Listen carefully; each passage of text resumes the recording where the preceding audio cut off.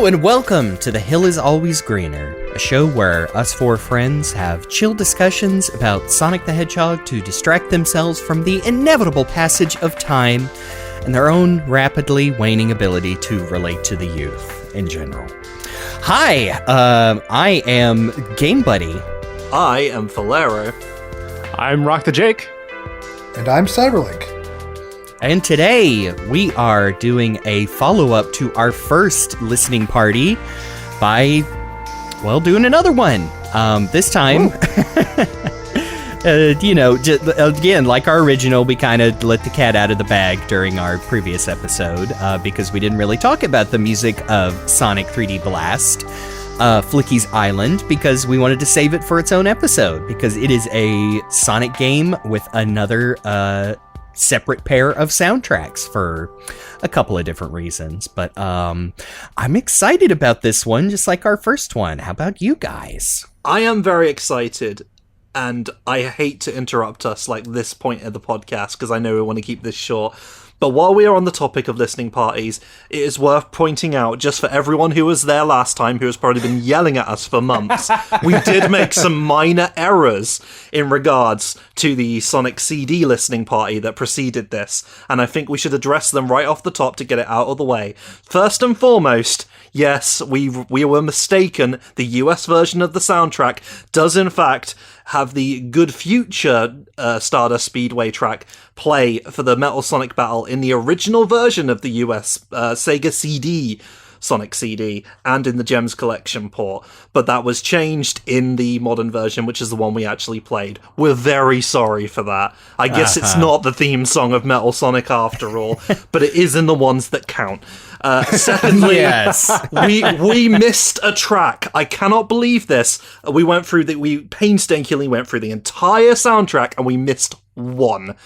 And that was, in fact, there was a US version of the Final Fight track. And you know what? It sounds almost exactly the same as the boss music for the rest of the game. So it wasn't on the rips that we had. So if I can chime in as the audio editor and the one who put together the playlist for that episode, I did mistakenly skip over the US final boss track, mostly because I was following the track order of the official re-release, the anniversary re-release of the soundtrack, which contains both versions, which completely omits the US final boss track. I also listened to them before we recorded this, just because I was maybe feeling a little petty, and I'll tell you, I could barely discern any differences.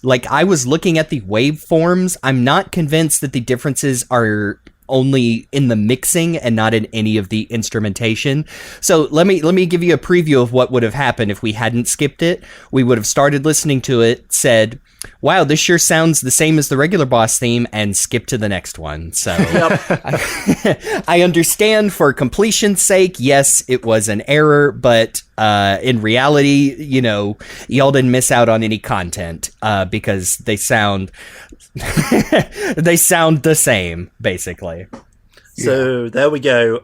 It wasn't on the format. I'm sorry to disrupt everyone. I just thought we could admit to our sins right off the start, so we can actually enjoy this chill listening party, and then you get ready to go through this process again next time when we inevitably miss something on here or say something that's wrong, I guess.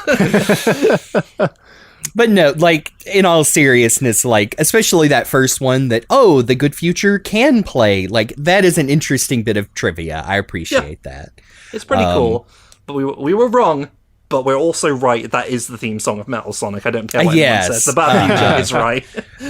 History has vindicated us. Yes.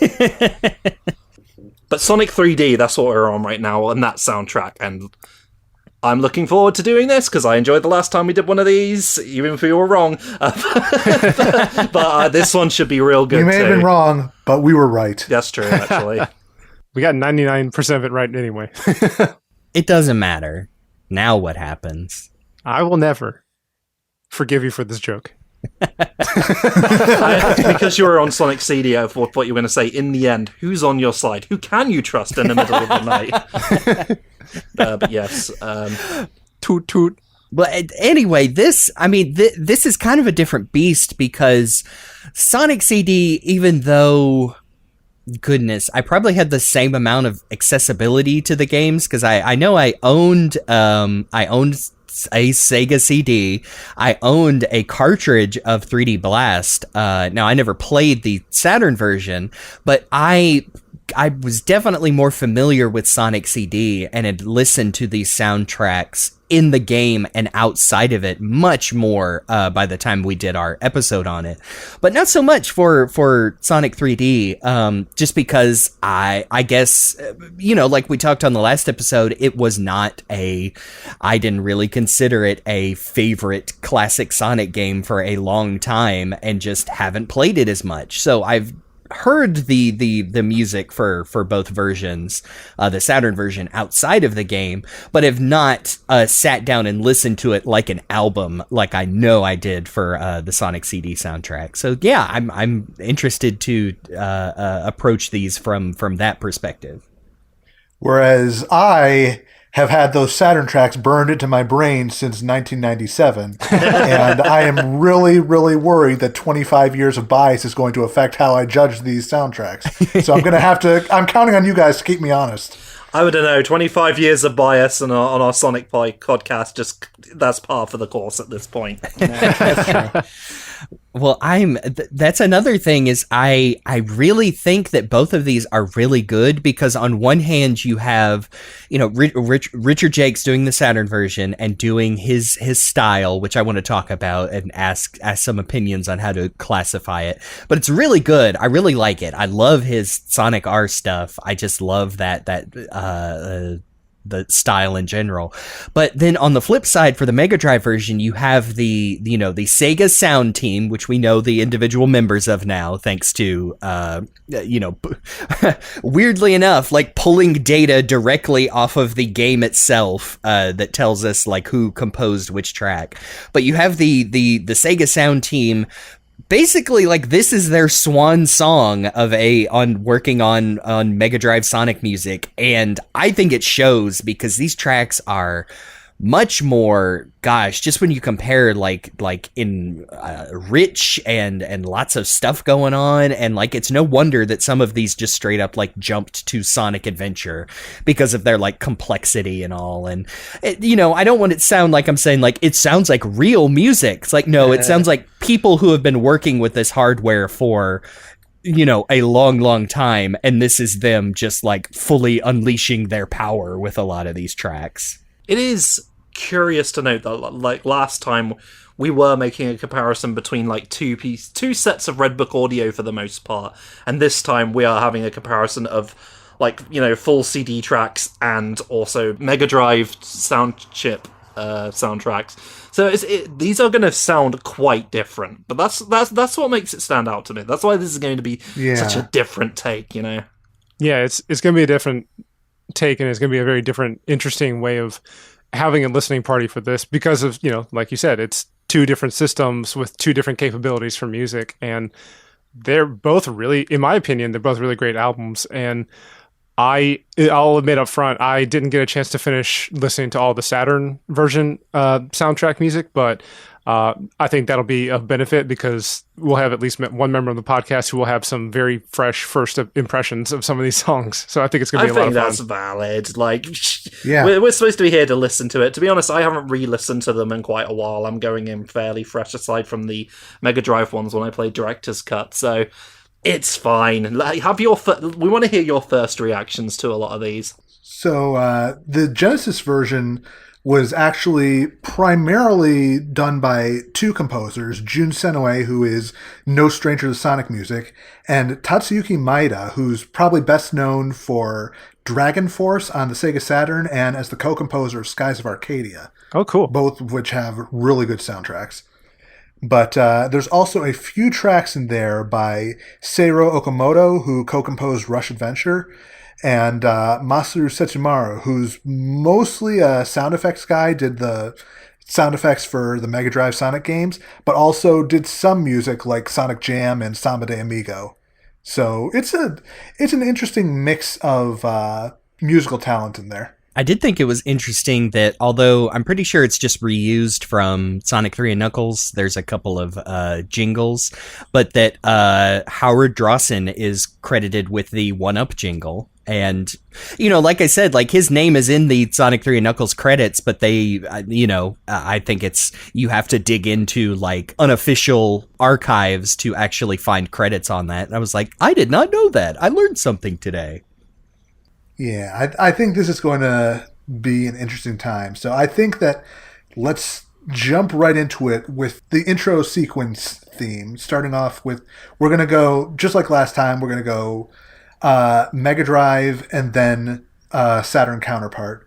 So let's start with the Mega Drive intro sequence composed by Jun Senoue.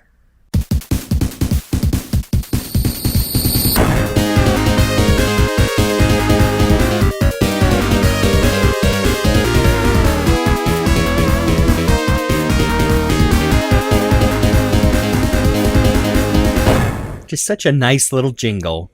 Early days of Jun Senoue's love with slightly annoying synths. I like it here. I like this one. Yeah. I totally get that, but at the same time, I'm like, yeah, no, I'm like singing along with that goofy ass synth. I know it gets stuck in the head so fast, and it's such a good melody. I genuinely enjoyed this title sound. And it's, like we'll say up front, it is also like reappears in a lot of the other jingles, including, like the ending, some of the power ups. I like it a lot. It's a nice, it's a real cop out, but I will say that it just sounds like a nice little Sonic tune. Like you play this to me in a vacuum, I'm like, yeah, that's probably a Sonic song. But one of the interesting things is that John Burton, founder of Traveler's Tales and who runs the Game Hut YouTube channel, actually a few years ago found an old demo tape filled with a bunch of demo versions by Jun Senoue of different songs. And one of them is this intro theme with both the shorter version heard here and a slightly extended version.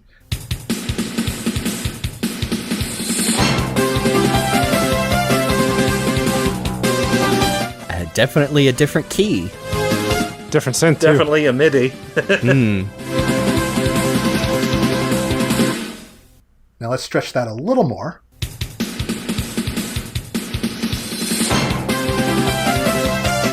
I love that little percussion intro, too. Yeah. Yeah. Whoa. Ooh, I like that. It's like a harp.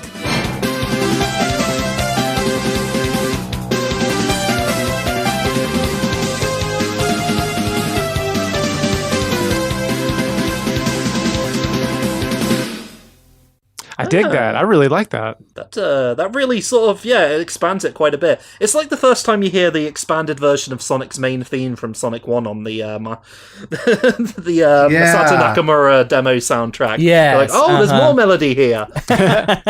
Although I'm not sure that I could have taken 13 more seconds of Sonic awkwardly stumbling through the intro, just kind of waving his arms back and forth. He does have that goofy run in either version. Yeah, a little bit. Just bounding around like Mr. Blobby from Noel's House Party. That's, that's something that two people in this call finally know about, and Jake will be none the wiser. I have no idea. And I have now cursed with this knowledge, just like all of you. We'll introduce you after the podcast is done, Jake. Okay. And I'm sorry in advance. Oh boy. But yeah, to keep it on a similar train, let's jump over to the Saturn opening.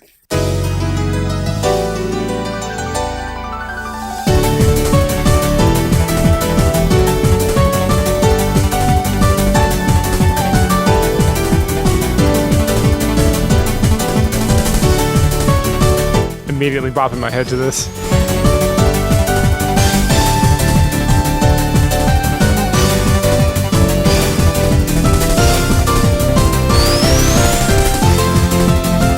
This just gets me so hyped up every single time. Yeah, Yeah, I was kind of spitballing before we started recording about what genre would you say a lot of Richard Jake's Sonic music falls into? Because I want to say like, I don't know, the British house music of the 90s. Yes, that's exactly what I'm thinking. Okay, because I just throw genres around that I think are correct, but it's not so much, it's not like overwhelming techno, but definitely sounds like, okay, if I was going to a hip club, a hip British club in the 90s, and they were playing house music, this is what I would picture of. And it's so nice. He seems to blend those very, very fast percussions with just beautiful piano, and so you get a mix of like hyped up tempo, but also almost like this nostalgic I want to say like a nostalgic pain from that piano that it's just real nice. And I'm glad. I think that permeates through a lot of these tracks. That track also is very much synced up to the opening movie. We actually had that playing for us. You're gonna have to search that out yourselves, I'm afraid, podcast audience. But there are little bits where sync up to Sonic bopping the badniks, which I quite like synced up tracks like that. T-Lopes does that a lot with his when he's doing like the backing music to the Sonic animations, and it's really good. Yeah, when we get to the ending, you're gonna find it's a very similar case of very clearly synced to the animation. I think that really goes to show you that, like, similar to Sonic CD, that this was not just thrown together because they were, we're doing a Saturn version and we want different music. That, like, it was much more planned out and intentional than that. That there is, that there was never just throw something together. Yeah. So let's jump forward a bit to the main menu theme from the Genesis version, also by Jun Senoue.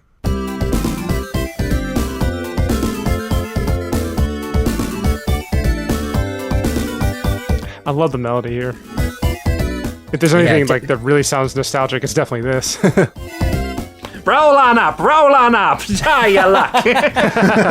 Yeah, it does sound like a carnival. It kind of reminds me of the carnival, but also like the competition menu from Sonic 3. Those tracks that like lots of people probably don't remember unless you were playing a lot of that multiplayer. But that's what it reminds me of for sure. Is I definitely get that vibe from it. Deep cut Sonic 3 and Knuckles music. All right, so let's see how it sounds on the Saturn, which wasn't really a menu theme, more just like a title screen theme.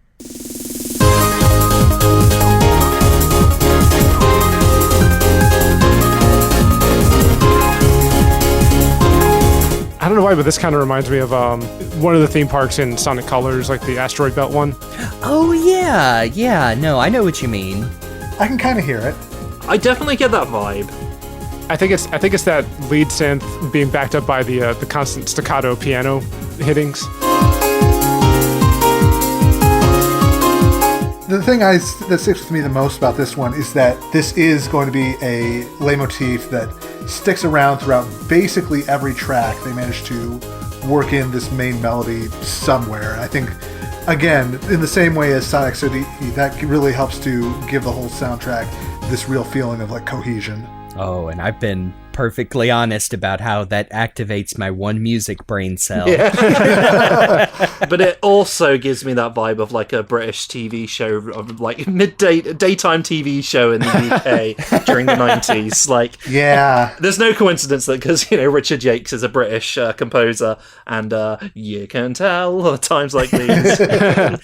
Which is, coincidentally, is the lyric to whatever that British soap opera is. You can tell at times like these. Yep. That really tickled. Sorry. So just like last time, we're going to go through all of the jingles and incidental tracks and everything before we really start diving into the zone. So let's start with the Invincibility theme, another Jun Senoue joint.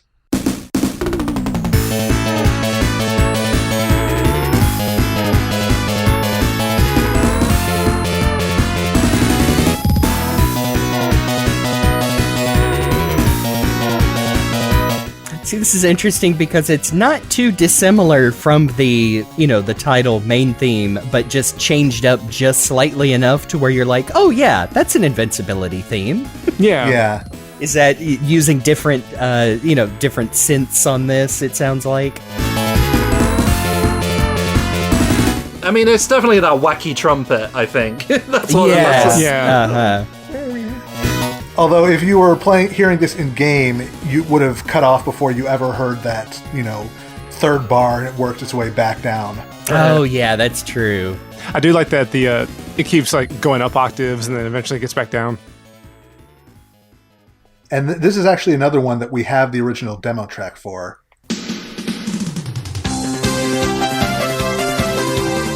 Oh man, I would have. This is the kind of thing I would download from VGmusic.com back in the day. Yep. 100%. I think I actually kind of like this demo version a little bit better than the official version.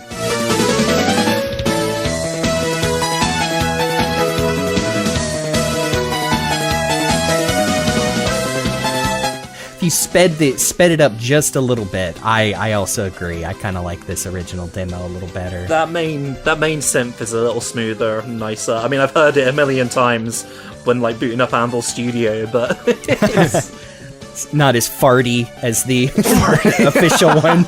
I'm glad someone was going to say that. That's a good way to put it. Again, I'm not saying that's bad. That's just kind of how it sounds. Yeah, A little bit. Some of them Genesis sound chips are a little flatulent. It's that Sonic 3D Blast. Ba-da-da-da-da-da. Saturn.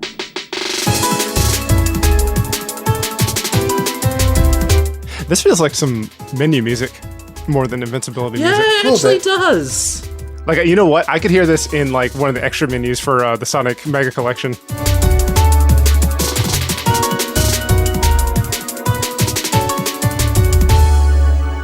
It has a weirdly tropical sound to me for some reason. Maybe the instrumentation or... That I think it might be like the hook the melodic hook that's in there. It's kind of sounds the same as a lot of the stereotypical "this is the beach" episode kind of music. Oh yeah, A little bit. We're doing the shot where it swoops down from the shining sun down to the water, the beach. Yeah. Now, there's no speed up track for the Mega Drive version because naturally it just speeds up the music like normally. But since, Saturn and PC was CD based, they had to compose a separate speed up jingle. And here it is.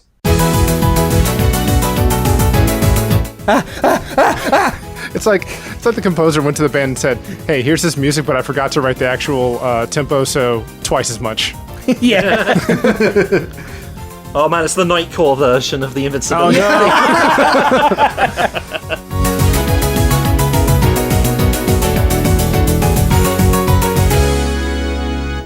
I love the outro. Yeah. I'm just imagining that one gif of the skeleton shaking its... Oh yeah.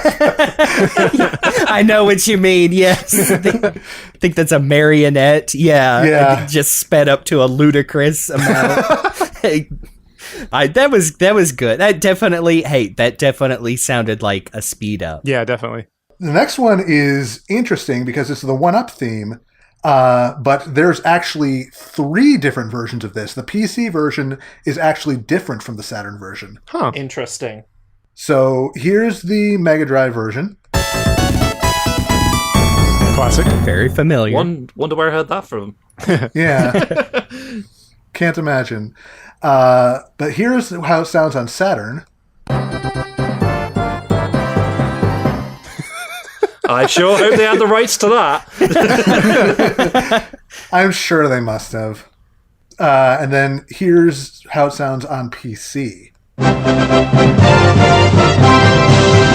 Oh. They really had the rights to it. Yeah, I don't know if it's just because of the file itself, but the kind of bit crush sound on it makes it sound like something you would play in a late 80s, early 90s, click adventure RPG kind of thing. Yeah. Oh yeah, no. I'm pretty sure that clip managed to work its way into a gajillion fan games back during that era. Yeah. I bet. Well, I gotta say, if it, like you just pointed out, Jake, the PC one, the quality we had available is not, it could be clearer, but I kind of like that last one the best. Yeah. The Mega Drive one, it's just the one from Sonic 3 and Knuckles, which depending on the day, whether I prefer the Knuckles or the 3 version of the 1-Up theme. But yeah, that PC one is real nice. That kind of orchestra, Yeah, I like orchestra sound. I am a sucker for any time they bring back the classic Sonic theme in any capacity. So yeah. Yeah. Yeah. I mean, you guys know what my favorite version is. Yes. You've made that clear. I hope so. So let's jump forward real quick to the Act Complete theme by Jun Senoue.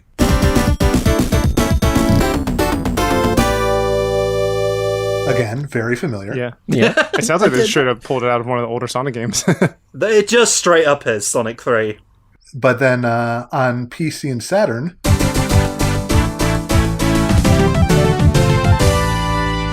Just sounds like a nice orchestration of that classic theme. Did they use this in Sonic R as well? they did. Just a straight up the same one. It's the same one, except sped up a little bit more. It's very nice. So evidently they thought that it was a good instrumentation too. It is, actually. I quite like it. I like that it's slowed down a little bit. Like, it kind of feels like, it's going to sound weird, but it kind of sounds like it's stomping in. Yeah, just making its presence known. I'm trying to remember the Sonic Adventure version, but that's what it reminds me of. The Saturn version of that Act Clear. Moving on to the special stage, another Jun Senoue track for the Mega Drive.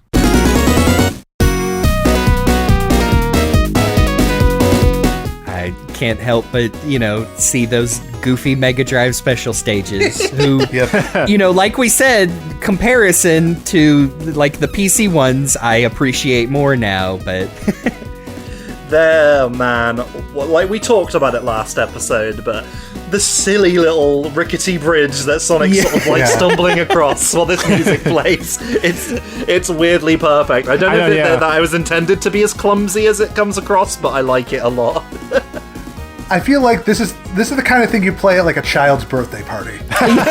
well, I was gonna say that this, like, not necessarily Chaos Emerald special stage, but reminds me of the special stages from Sonic 3 and Knuckles, like like the little mini ones, like the bonus stages, right? That's what it get definitely. The stakes aren't as high, blah blah blah. It's silly music. Or it's like a big dopey clown has come out like, hey, kids! Why do I feel like this would fit perfectly in like Arrow the Acrobat? Yeah.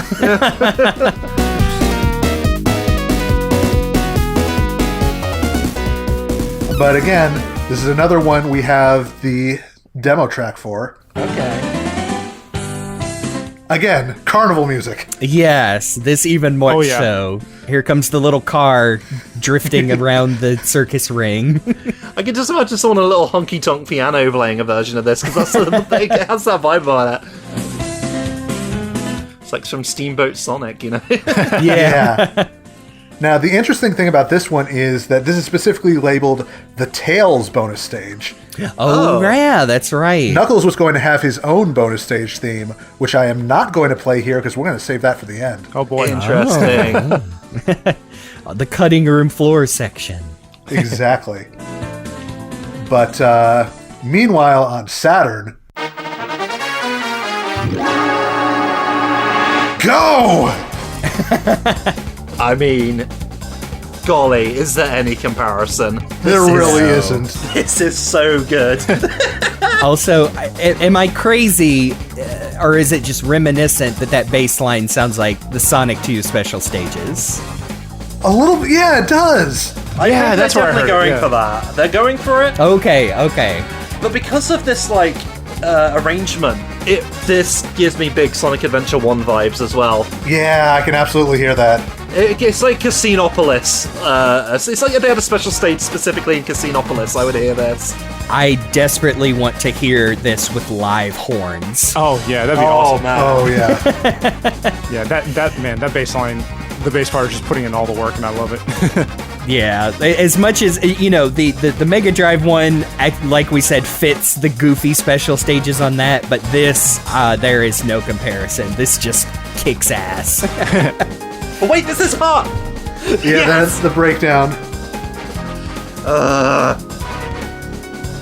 This is a banger. It's so good. I'm really annoyed that we're at the point where we're just like, oh, this is so good! And we don't get to say any funny, like, commentary about it. Quick, come up with another original character. Hello, I'm Special the Stage. I mean, we have had a few anthropomorphized special stage characters in the Sonic comics over the years. Yeah. Get the Omni viewer playing a French horn. And then Faust from the comics, that giant panda dude. Oh, that Oh, yeah. crazy. Oh, man. What a weird one. Song's so good, it's gotten us talking about weird comics. Yeah, I don't know, this is just really good. We need to move on before we fall any deeper down this rabbit hole. Of course, if you beat the special stage, you get the Chaos Emerald. And of course, there's different jingles for each one. The classic. Classic. Yes. And then... Ooh. Now this is magic. It I has like a that. build. It's two separate tracks that build it Wow. up. Yeah. Oh, The Mega Drive one is the classic. That special stage clear. Now, like you said, I like that you have a version of the Chaos Emerald jingle on the Saturn, but also that special stage clear almost sounds like the the kindly wizard is bestowing you with a new spell. No, not in a bad way. Yeah. No, I absolutely get what you mean. I'm just happy for any sort of like anything that sort of like takes a familiar tune from Sonic and sort of like builds upon it. That's just cool to me. I love it when they do it in Mario. I like when they do it in Sonic, but they don't do it as enough in Sonic. So Yeah. this is cool. Jumping forward a little bit, the Mega Drive version actually has two boss themes that it alternates between. So here's the first one by Tatsuyuki Maeda. Yeah, I don't think I realized that. Oh, I noticed this. At least through my recent playthrough. Throughout like all the Genesis music, like I think, you know what, not even just for Sonic music, but like Genesis music in general, like it does such a good job of really pushing out the bass and the percussion.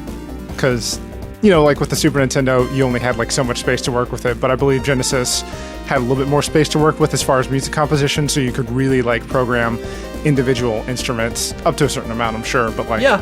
but man, that bass this just one- punches. The Super NES sound chip was definitely more powerful than the Genesis, but that just meant that the composers on Genesis had to kind of be a little more creative in making the sound chip work for them. And I think that the Sonic soundtracks in general are some of the best examples of that.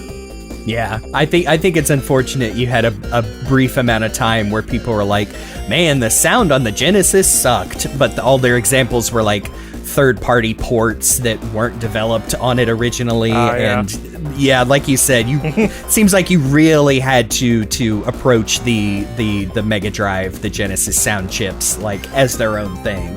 They didn't understand the gift of the Mega Drive sound. They just didn't get it, man. But interestingly, this one has that kind of more like Master System Game Gear vibe with the instrumentation. Yeah. And so much so, this specifically reminds me a little bit of Underground Zone from Sonic 2 on the Master System and Game Yes. Yeah, I can absolutely hear it. Definitely hear it. Gear. This is a real good one.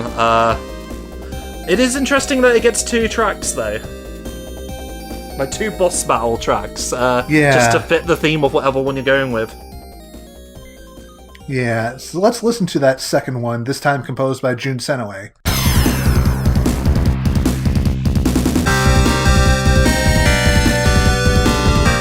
I like that this one has a little bit more of a threatening vibe to it. Yeah. Like the first one still has like some fun stuff to it, but this one's just like, it's serious. When I think Sonic 3D boss theme for Mega Drive, this is the one that comes to mind first. This one, I can hear the Sonic 3 instrumentation in it for sure. Yeah. But it's not dissimilar from the other one at all. It's almost Yeah. like these two guys like doing their own takes on the same melody. That's cool. They really do complement each other in a lot of ways. I like this one. This one kind of like, this actually gives me more of a later game boss kind of vibe. Like some like, you know, like when you get to like the big arm boss from not quite the same, but like it's definitely a bit more sinister, a bit darker, but it loops a little quicker than the other one. The other one's got a bit more going for it musically, but I like this. Mm-hmm. Yeah. Meanwhile, over in Saturn PC land. Oh no, the laughs are back. Yeah. Richard Jakes has shown the Sonic CD soundtrack. He's like, oh, that's how you write a Robotnik song, huh? I immediately thought of that too. I said, "Oh, what a pleasant coincidence / could be an intentional reference." It's hard to say. I mean, they wouldn't have gotten that version over in the UK, so it might just be coincidence. Oh wow, yeah, that's true. Yeah, that's true. But this is really fascinating to hear. This is definitely sinister, but not like as overpowering as, say, the US version of the Sonic CD boss. Yeah. But they go into the organ, like here. It's just, it's kind of creepy. I will say though, when we get to the main melody, like I think that's coming up again. So, yeah, there it is. So that little minor piano chord going on in the background. Slow this down a little bit. I think you've got the Goosebumps theme. Oh, really? Maybe not exactly, but that's what it makes me think of. I see what you're saying. Yeah. No, it is perfectly. It's whimsical, but it's also like definitely threatening. Like this is oh no, it's the boss. But I like it a lot. I like that it still is perfectly like happy in its own special way.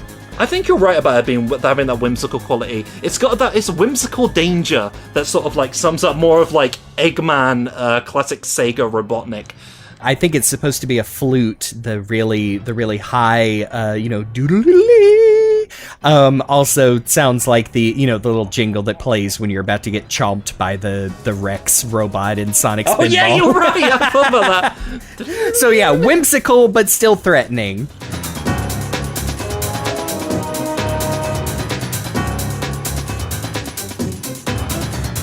Player beware, you're in for a scare. Dr. Robotnik lurks tonight. Cover your quills, you might have a fright.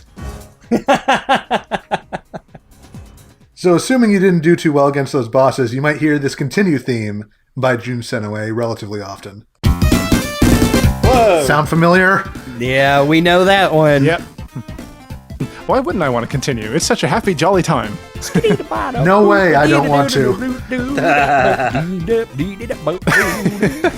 This is one of the jazziest songs of yes. Like I know, like if we ever cover the Sonic 3 soundtrack, we'll have to get into it more. But I just love this little song. Yeah. Yes. Yeah. I love that. I mean, I was just doing my own terrible version of it, but yeah, that bebopping version they put out just a couple of years ago, and you're like, what a weird thing to do, but also completely fits the song. Like, Yeah, 100%. absolutely somebody vocalizing over that beat.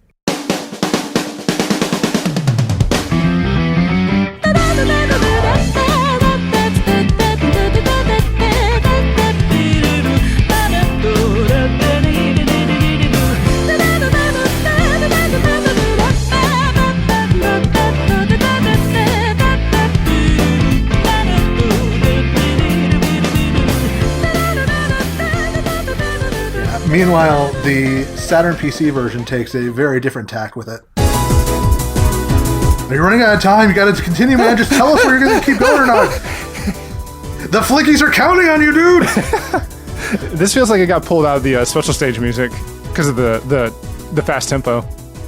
Yeah. Also would be very appropriate for like an arcade port that's like, come on, dig the quarters out of your pocket. Come on, go. Yeah, you're right. Go bug your mom. Yeah. And assuming you choose not to continue. Again, very familiar. You're gonna. Yep. This happens a lot. Oh, much more tragic. I know, yeah. This one, it sounds like the game is actually sad that you're not playing anymore. Yeah. Well, guess all the flickies died. Way to go. But yeah, that brings us to the end of our jingles and incidentals section. Now we're getting into the zones proper. Let's do it. And we're starting off with Green Grove Act 1, which should sound very familiar.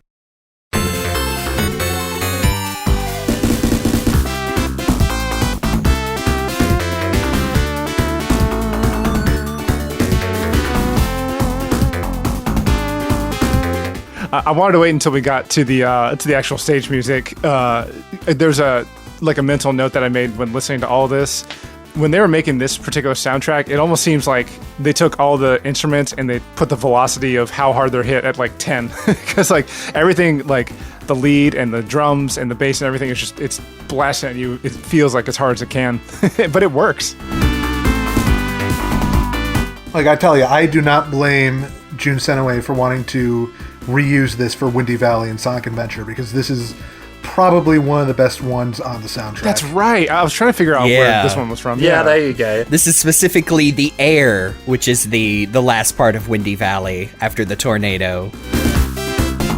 It kind of feels like it's one of the most iconic early stages next to Emerald Coast is this. So it makes sense, like when you open up into that section where you're like this really truly Sonic 3D section, that we would have a song referencing Sonic 3D. Yeah, that's kind of funny that, to think of like, oh yeah, and then, I mean, we'll get to it, but the other stage I think people pull from Sonic Adventure is Twinkle Park, and hey, guess what? Yeah.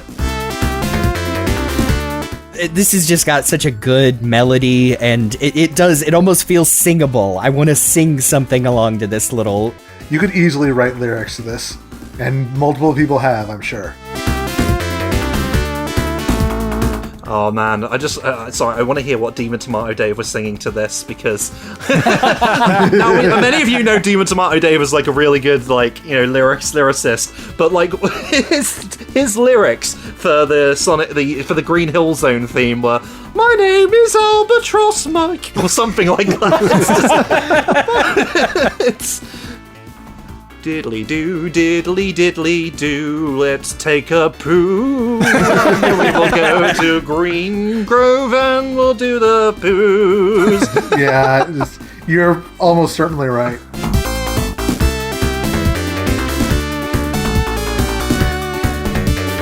God, it's such a joyful tune, though. I'm so into it. Yeah.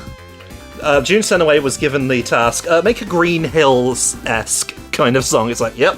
I mean, but it's its own thing. I like it a lot. Yeah. And that continues forward into Act 2. Oh, I love that beginning. This is very much the Sonic 3 style, enhance the first act music. Yeah. Yes. Which I always enjoy. Like, it doesn't change things as much as some of the Sonic 3 acts do, but it's still, there's just enough there that it works.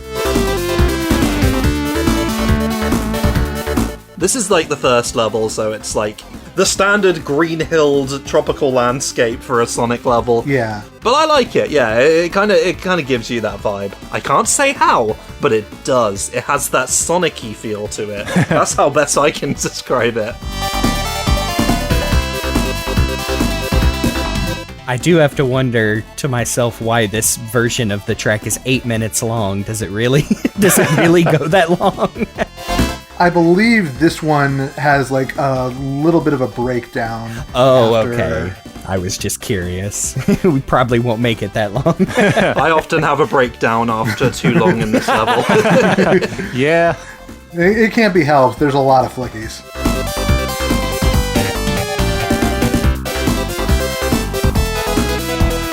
I like that there's like a melody and then kind of a sub-melody happening right behind it.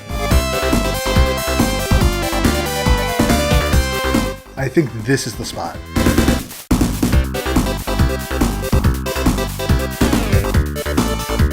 This is the kind of thing, like, Jun Senoway's Sonic 4 soundtrack is, I wouldn't say maligned, but it has its issues. And one of the issues is that they would loop too soon, and this track has just got its whole extra section here. Like, I don't know what it is. This is just real good. I mean, I'm never going to say no to fun little extra section like that. It's like a spot for a dance break. Something like that.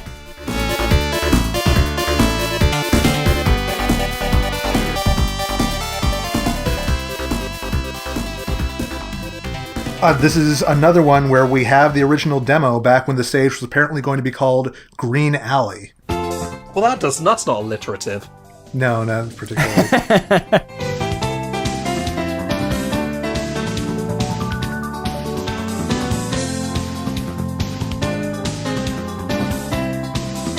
It's a lot more, not a lot more, but it's a bit more restrained, and it's the piano's got that kind of like warbly effect to it that I quite enjoy.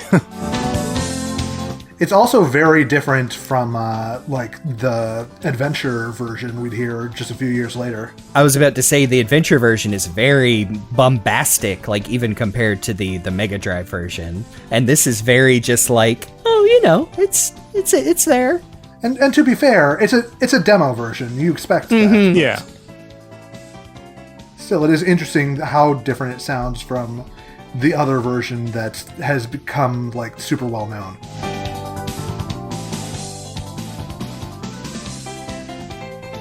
So meanwhile, over in Saturn PC side of town. Oh, hello. Oh, that's so good. Once again, the palm tree. It's like going for Sonic CD stuff, because this has got Yeah. that Yeah. palm tree panic. Yes. Universal salsa, you know, platonic salsa experience. Platonic that you get from this salsa. kind of level. And it is another interesting thing that, unlike Sonic CD, like the Saturn and the PC to a lesser extent levels of this game look different. So I feel like the sound, the alternate soundtrack, the Richard Jakes tracks, also like, you know, if I can make a broad statement, like fit the visual changes a Yes. little bit better. Yeah. Because when I'm thinking of the Saturn version of Green Grove that has a little bit of fog, the textures on the ground are different, so it's not so much a one-to-one, you know, Green Hill, Emerald Hill checkered pattern. All the animals hanging out. Yeah, and I'm like, okay, yeah, this is almost, you know, it's ultimately the same level, same layout, same name, etc. But, you know, fitting the differences a little bit better. Expand the look and expand the sound, the atmosphere of the soundtrack too.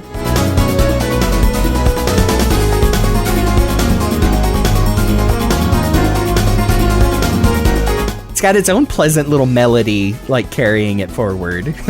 Yeah. Again, this goes back to what I was talking about with the leitmotifs.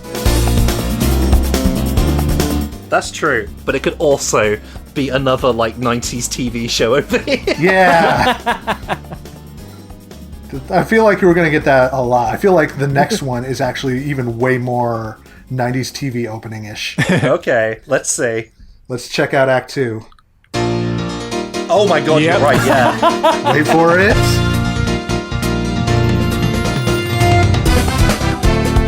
There it is. I mean, yeah. I'm imagining like a cast, like an opening credits crawl, and like the cast members popping up of whatever this Yep. I was just thinking that. daytime soap opera show is. Smile, look at the camera, title card. I could actually also imagine it like I'm from like one of the Australian soaps we had over here, like a Home and Away or Neighbours. Like, that, again, like, sorry, this is just the British effect, but I mean, when you've got like Richard Jakes here. Yeah, no, I'm thinking like, you know, something on Game Show Network would have this theme. Yeah. Maybe. Although the intro of this track made me think of Full House a little bit. Yes, Yeah. yes, that very particular sound. Which again, you might think we mean that like making fun of it. Like, no, we mean that affectionately. Yes. Yes. It's nostalgic for us. Yes, there's a reason that people remember songs from that era because they were very well done and designed to be catchy. Yeah. You know what else this reminds me of? It reminds me of beach levels from Kirby games. Like I can see myself like playing Kirby Return to Dreamland and just, you know, swimming with this little life preserver on in the water.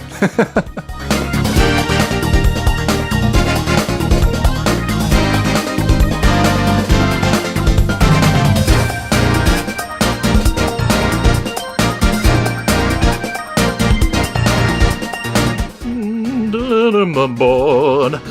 Come aboard with me, my friends, again. We'll go to the green groves of home.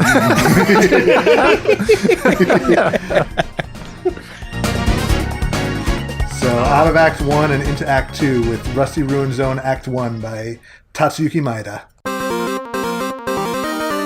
Oh man, I gotta say up front, like both the Genesis / Mega Drive version and the Saturn version, Rusty Ruin Zone it slaps. I freaking love the music for both versions. This is definitely my preferred one, but like, it's so good.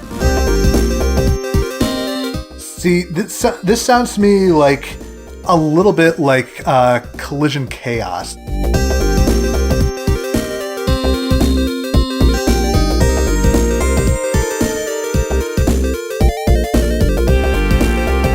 I feel like we'd played a lot of levels like these in old ancient ruins in like various Mega Drive games that would have this sort of vibe to it, that instrumentation. Actually, a little bit Altered Beastie. Yeah, I can kind of hear that. I feel like Altered Beast is a little bit more of the Genesis twang to it, but Probably, yeah.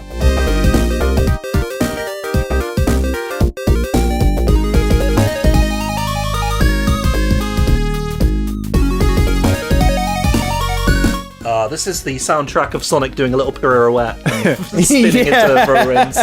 Yep, that's true. that specific bit reminds me a lot of the soundtrack of this NES game that nobody had ever played until it got added to Switch Online called Fire and Ice Solomon's Key 2.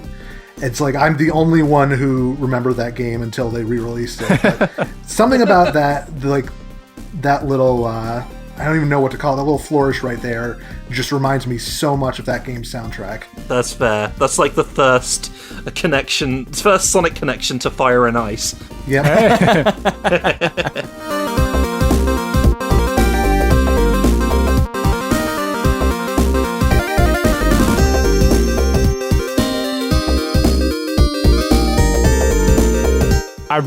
I love the melody hook for this. I think my favorite part of the song, honestly, is the connection between the bass and the percussion, because like the percussion's just got that really good backbeat to it, and then the bass line is just doing the same thing most of the time throughout the song, but it's just such a strong bass line.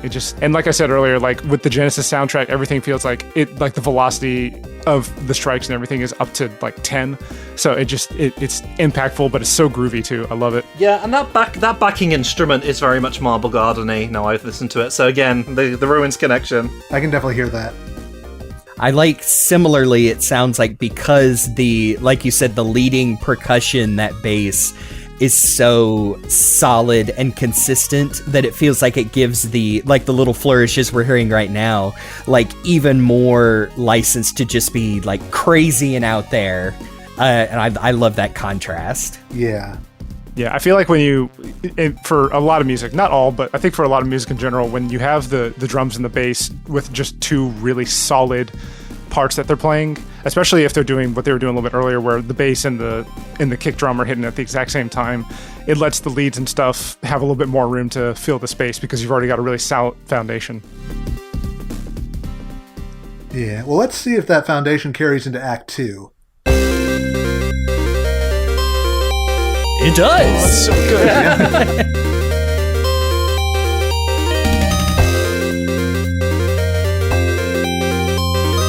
good. Changing it up just enough. Yeah, some real nice little intros to these. Yeah, man, I love that the leads in this song. I'm just gushing. I like how this one really kind of puts the bass line a bit more kind of front and center. Yeah. The leads aren't as prevalent in this one, so the bass is like holding everything up, and the drum is backing it up. And yet, at the same time, the bass isn't playing the entire time. Like it's even got space to breathe. So it's those like intentional moments of like either one instrument or silence or ambience. It just works so well.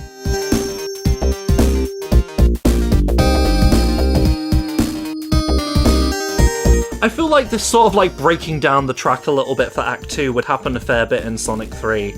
Like in like Marble Garden Act 2, for example. So this sort of thing sort of matches that feel. Yeah. Just kind of a nice, almost calmer take on the original track. Yeah. I really want to hear somebody play like the bass part of this on a real bass guitar and doing like slap stuff. Yeah, for sure. Oh man, just hearing this with some slap bass would be freaking amazing.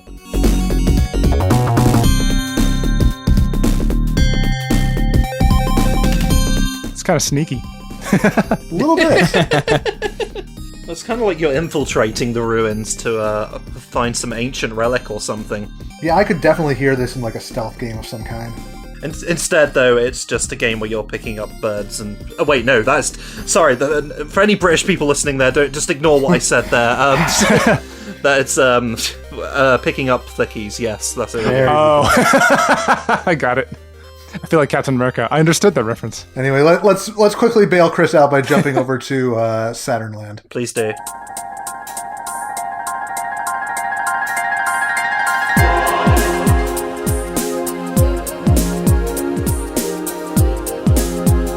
Now, this is one of the tracks that always stuck with me.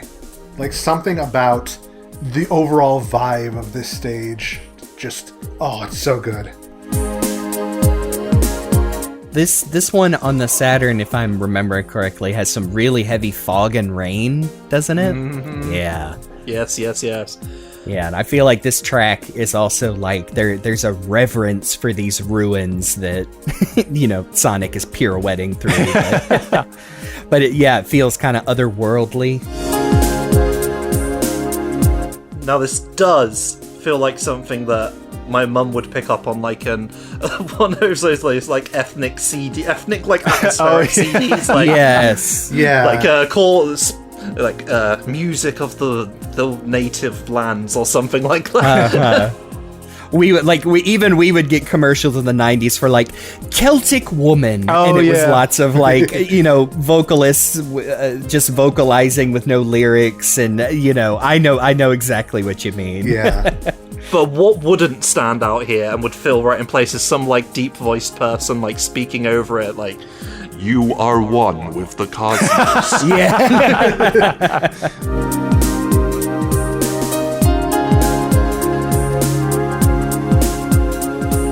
Last night, my wife and I made a late night Krispy Kreme run, and we were listening to the Saturn versions of some of these songs, and this came up. Like, I say that to say that this music is perfect for if you're driving somewhere and it's like nighttime, like 10 p.m. or later, and you've got the windows down. This is perfect, like nighttime driving music. Oh, I could totally see that. Street lights passing by and all that. It's perfect. Yeah.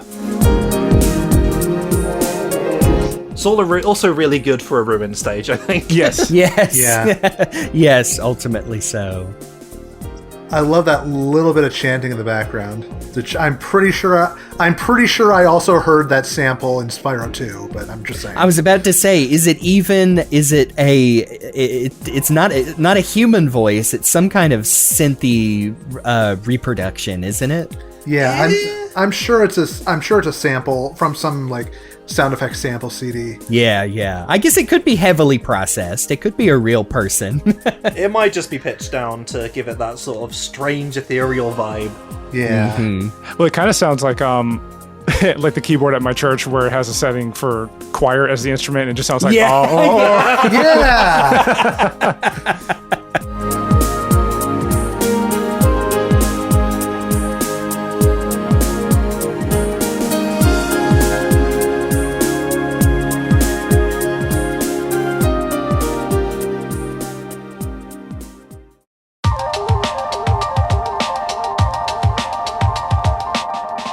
I love that little. It's not a full-on shuffle, but it's kind of a shuffle on the drums where there's like a little bit of there's constant like hi-hat. There's a little bit of like a lot of moving snare drum, and then that bass, that kick is just like doing just like the right hits for the downbeats and everything. I love the beat.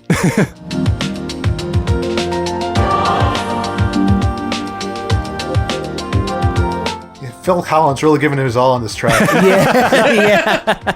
Like a perfect follow-up to that Act 1, but also like its own thing.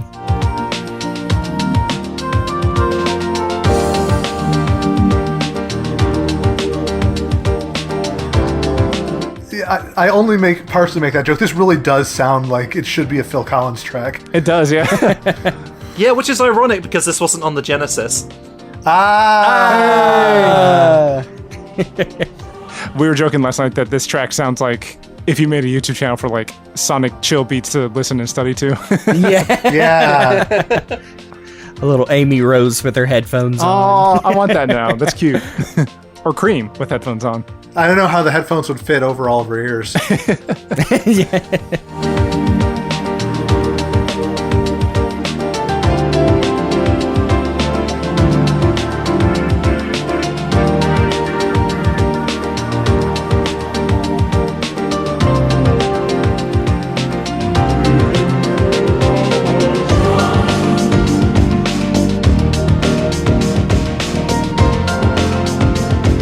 This is very 90s. We'd usually talk about a lot of 90s style songs, and usually that's referring to those kind of like cheesy hip hoppy tracks. But no, this was.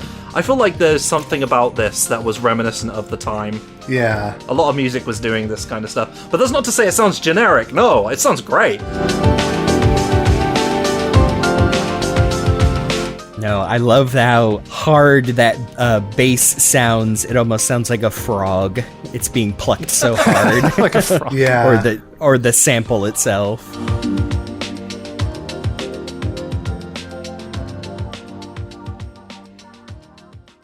Let's go a complete tonal shift to Spring Stadium. This batch is by Jun Senoue, and it's gonna be a hard pivot. Let's say that.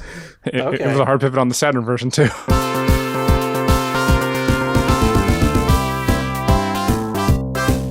Hey June, can you give us a Casino Night, but not really? A legally distinct Casino Night. Yeah, you're not even wrong. I'm pretty sure that this zone was just called Casino Night in the early stages, so... Oh, well, fair enough.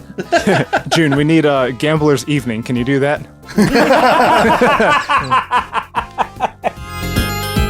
I mean, it's good, but it's a very derivative of Casino Night. Yeah, I'm trying to think of something unique to say about it other than no, it's a Sonic casino stage, but it's very pleasant. I mean, like, really, all you have to do is do this kind of, like, dirty jazz kind of vibe, and it's gonna sound like a Sonic casino stage. It's like dirty jazz with a little bit of carnival music in there. Yeah, a little bit, and that kind of fits the stage, because the stage is very much a casino-style level, but it's got that Carnival Night vibe to it, too. I'm honestly surprised that we never really see this one come back in any capacity, unlike some of the other songs on this soundtrack. Yeah, the melody of the song is something that you could put in, like, really almost any Sonic game. It could be like a staple of the franchise, honestly. I feel like it was probably an inspiration for the music, for the casino music in Sonic 4 more than anything else. Yeah, but I like this better. Yeah, same.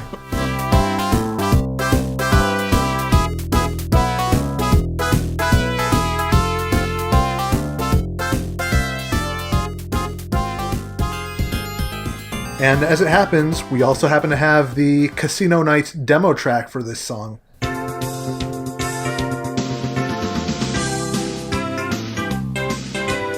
Now this really sounds like the Sonic 4 track. Yeah. A little bit. Yeah, actually, a little bit. Just needs those Sonic 1 drums. Yeah.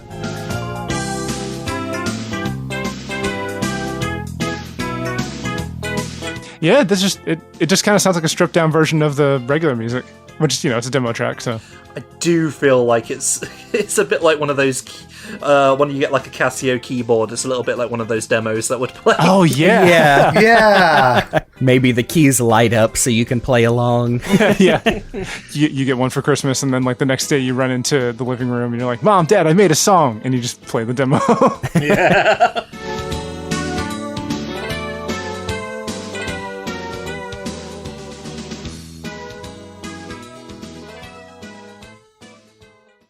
So let's see if that energy carries forward into Act 2.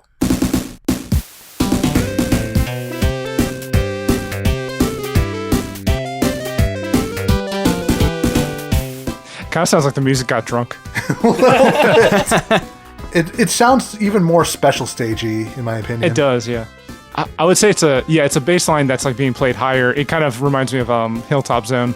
I just love me a good old Genesis Sonic bass line. Yeah.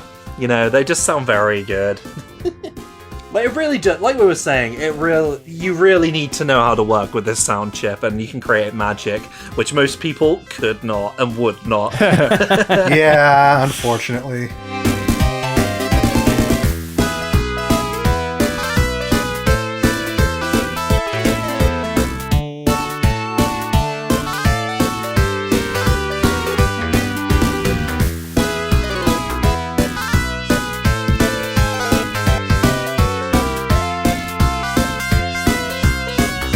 Like, I think I like Act 1 a little bit better, but, you know, this one holds up. It's a bit later in the night. They're getting a bit tired. Yeah. Maybe a bit drunk, like Jake was suggesting. A few drinks in.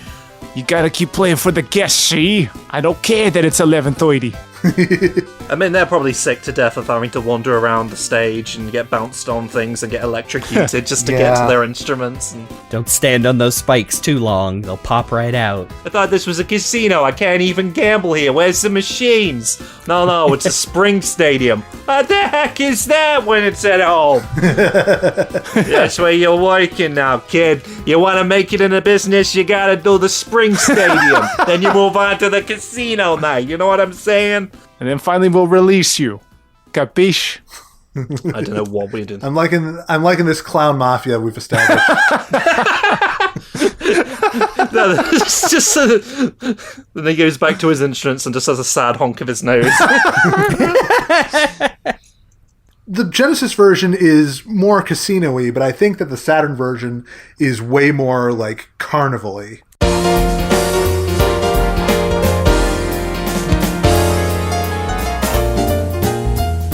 Actually, this act is still pretty casino-y, but it definitely... Yeah, I was gonna say that bombastic piano is very much like just a floor, musician on the floor. Oh, yeah.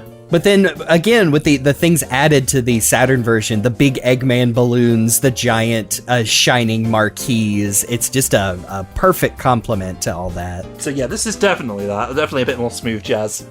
Yeah, I could definitely see this being played in a classy jazz club or something.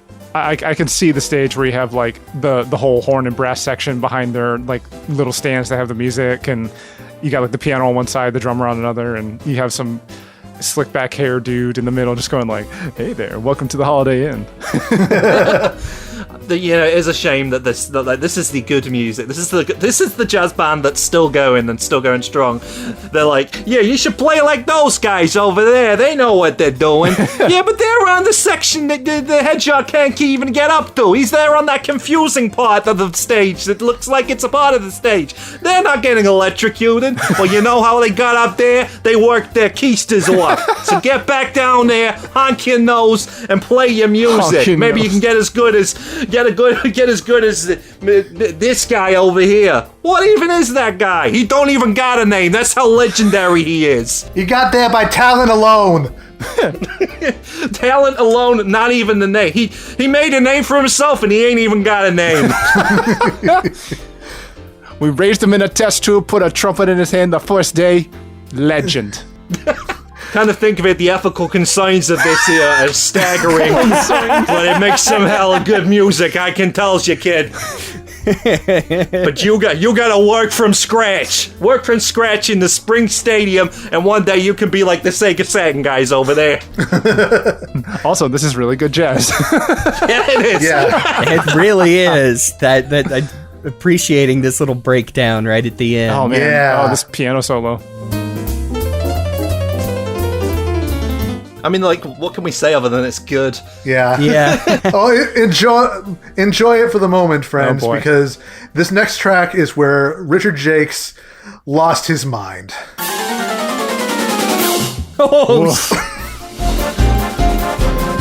Welcome to the Looney Tunes cartoon. Yeah, basically. Wow, that really The is. merry-go-round broke down.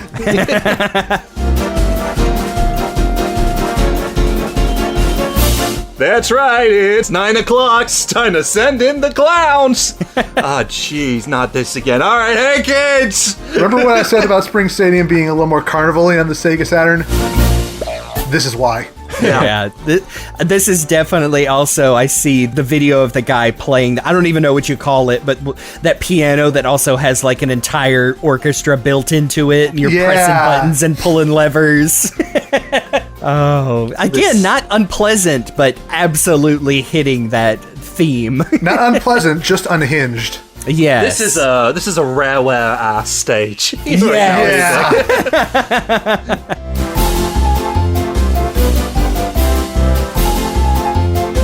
But wait, we've not even got to the real good part. There we go. Slide whistles and everything. Fred Flintstone in the background. Yeah, a little bit of Hanna-Barbera, why not? Yeah. I think Richard went a little bit too ham on the sound effects, personally. Yeah, it's very different from that first bit. Again, you know what I'm saying, not inappropriate, but I wonder which one came first, honestly. I would be interested to know. Yeah. I don't know, but I like to imagine this is all happening in the same area as the smooth jazz. They've got to put down their instruments as the clown cars come in. But like immediately as the stage starts, imagine like a little clown car and like hundreds of clowns like popping out of it. They're doing their best to keep playing while all of these cartoon antics are happening in front of them. Oh, here we go again.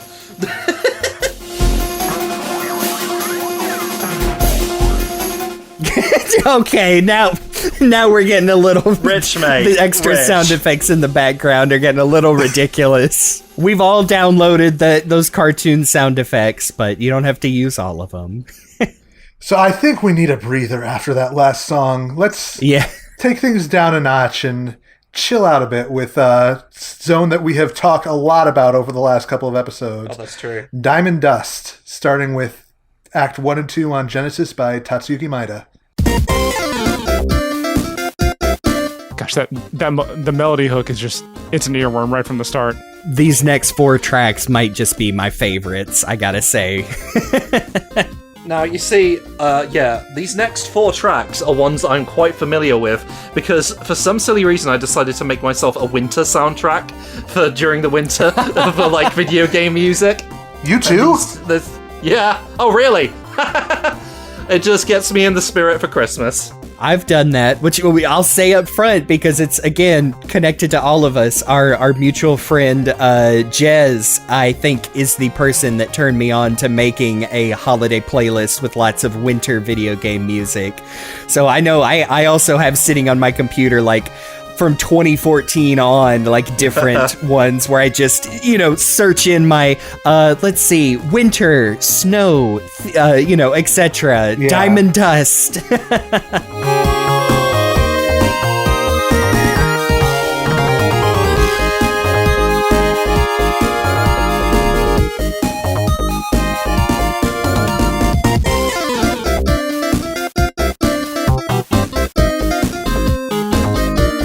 Yeah, like I think this is one of the standouts of the Mega Drive soundtrack, honestly, which is probably why they keep bringing it back and different stuff. Yeah, it is hard to, again, for my limited musical vocabulary, but this does sound like a wintry song. If you haven't heard it before, you need to hear the remix of this from Mario and Sonic at the Sochi Olympics. It's real good. Oh, yes. And of course, that energy carries over into Act 2.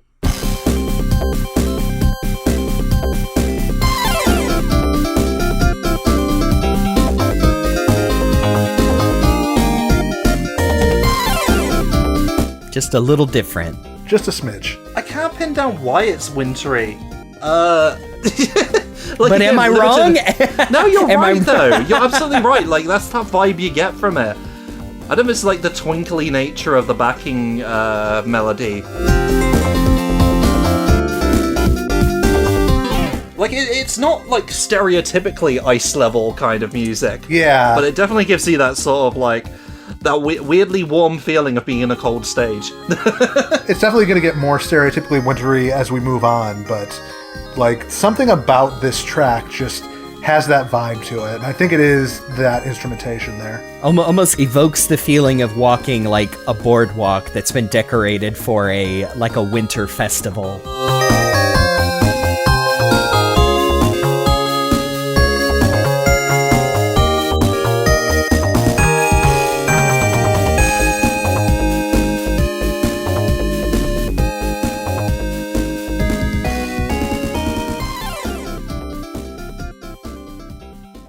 So let's jump over to the Saturn where things get way more wintry.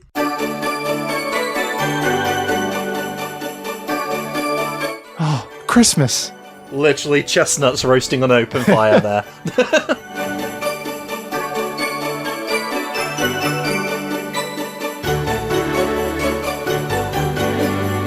I I kind of wish sleigh bells were more used and more accepted in genres that don't have the word Christmas on them. But but I love sleigh bells regardless, and I feel like the sleigh bells put a nice little bow on the rest of the instrumentation in this song. You can just add sleigh bells to most music and you'll be like, it's the Christmas episode. Yep. That's what they did with the Adventures of Sonic one.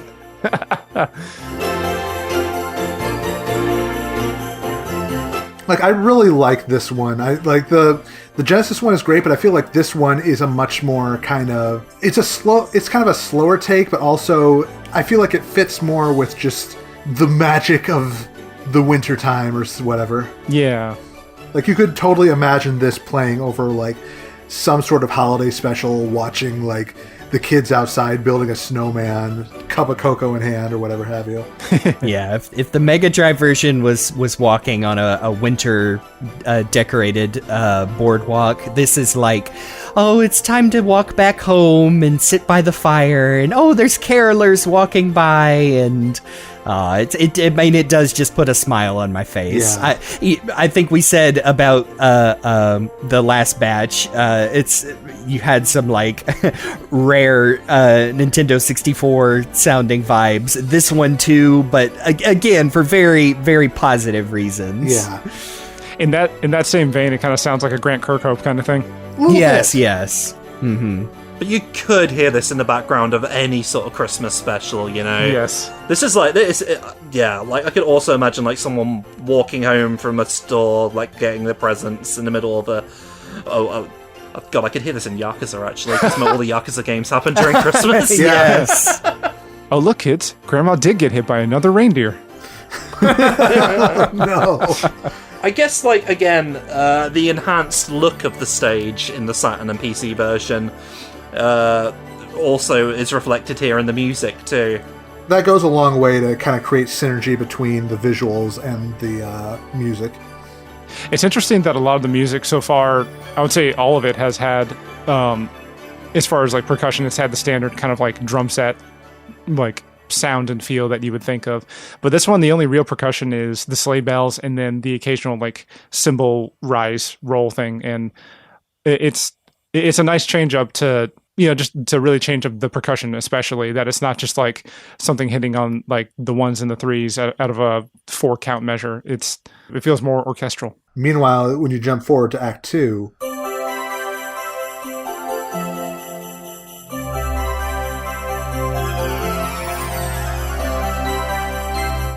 they bring it down even more, and you can really tell. Like, this is same vibe, but like after midnight, let's say. Oh yeah, this is like Christmas in Tokyo or New York City.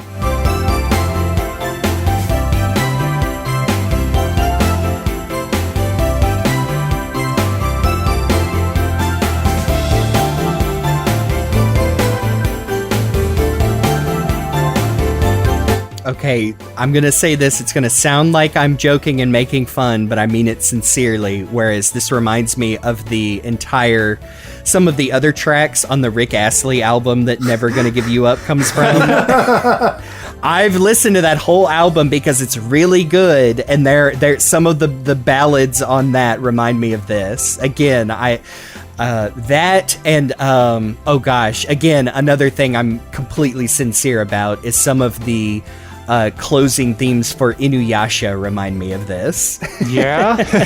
Now that's a pull. The very heavy sit. Hey man, every night on Adult Swim.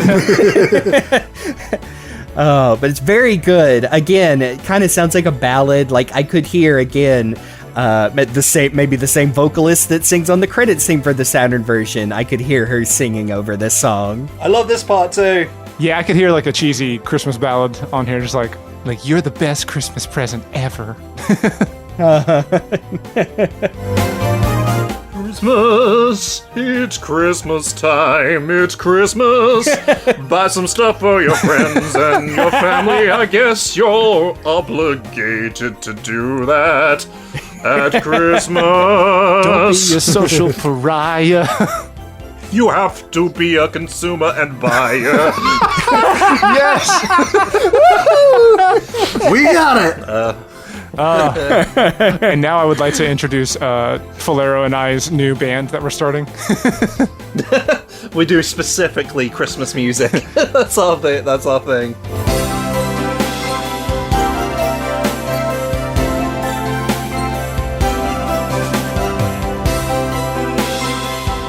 Like, I don't know. I think the Genesis version is great, but I just love the whole vibe of the Saturn version. They do not hold back on making it Christmassy and wintry at no. all, and I like that. Yeah, I love the melody in the Genesis version, but just the entire song structure and feel for the Saturn version it's where it's at for me.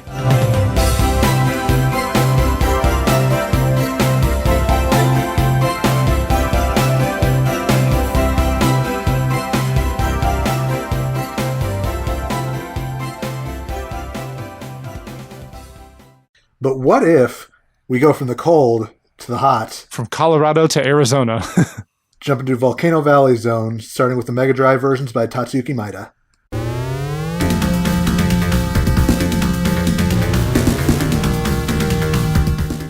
Again, can't really put my finger on it, but it sounds like the level for a fire level. It sounds like the music for a fire level. This sounds like something out of Ristar for some reason. Yeah, it does.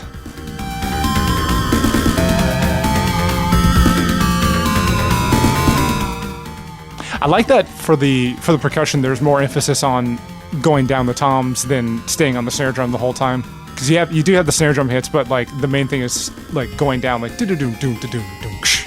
And a little pitch bend on that droning effect in the background sort of like makes you feel like, oh, it's heating up. Yeah. You can see like the heat waves in the air. You can see like the little thermometer like just building up and exploding.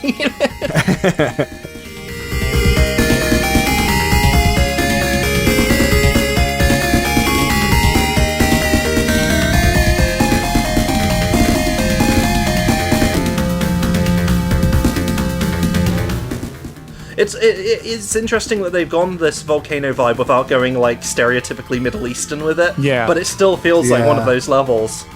It does evoke some kind of memories of Marble Garden and Lava Reef.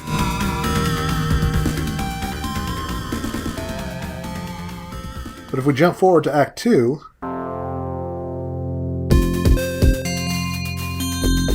Now this sounds like an Altered Beast track. Yeah, I was gonna say.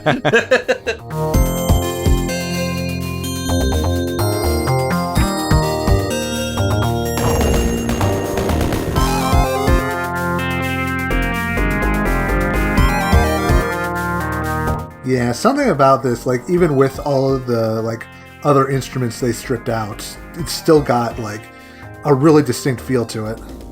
I really appreciate it because as far as like the aesthetic value of the levels themselves in Sonic 3D Blast, they can, a lot of the times they can look a little bit busy, like really busy, especially like Spring Yard. But it feels like when you strip back the music just a little bit, you can focus a little bit better. And I'm now thinking about it from like a whole like finished product stance where you have the music in the level, and I feel like this just meshes really well. This kind of like the stripping down does again remind me of like Lava Reef, because like the first track was a bit more frantic and upbeat and energetic, and the second track is a bit more pulled back and atmospheric.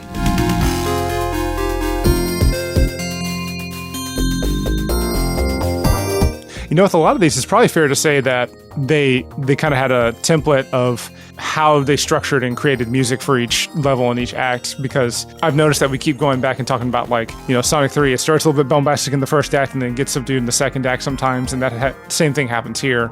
It could be a coincidence, but it also wouldn't surprise me if, like, there's some sort of internal memo of, like, kind of what feelings and what style to go for each act. Yeah, and I think it's also just the fact that it's the same artists that did a lot of the stuff for those games. Yeah, definitely. Yeah. Well, not everyone, but yeah.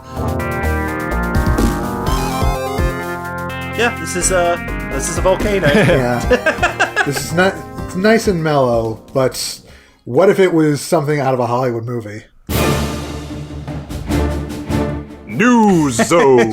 You beat me to it! Sorry, that's for SDCTP fans. How is Indiana Jones going to make it out of this one? Yeah, it's definitely got that. It's a little bit of a Hollywood action sequence, a little bit of a news report. Yeah. Completely retroactive, but it does remind me of is it Crisis City from Sonic 06? Which has similar theming, I think. Or Flamecore. That's what I'm thinking That's of, more yes. of what you're going for, yeah. Crisis City.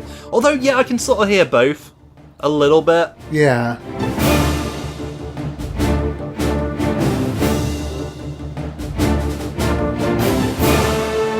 It's very driving. I like that melody right under it right there. It definitely has that sort of like, you're in the real shit now kind of. Yes. You are escaping this volcano. You are not trying to get into it. It's like you suddenly remembered, oh, I'm actually in a volcano. I need to get this done fast. Hope you enjoyed your winter break, because you're in it now. Oh no, my snowboard melted. Don't drop the birds in there. They can fly. They'll be fine. Fried Flicky. Again, I feel like I could hear this in Sonic Adventure 2 specifically, like during one of the cuts. Oh, it yeah. reminds me of like some of the latter cutscenes in Sonic Adventure 2. Even this little part here kind of reminds me of Death Mountain from Ocarina of Time. Yeah. Yeah, I can kind of hear it. But then you jump forward to Act 2.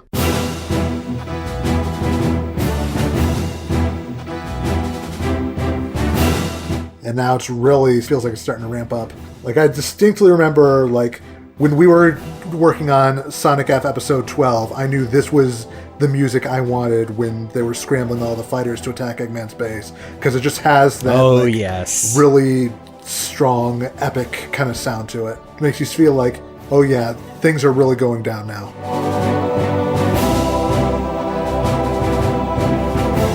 If I were to give this song like a really like a kind of songy title to it, I would be like The Hero Finds His Resolve or something like that. Yes. We're overcoming the third act conflict. Ironically, on Act 2. Yeah.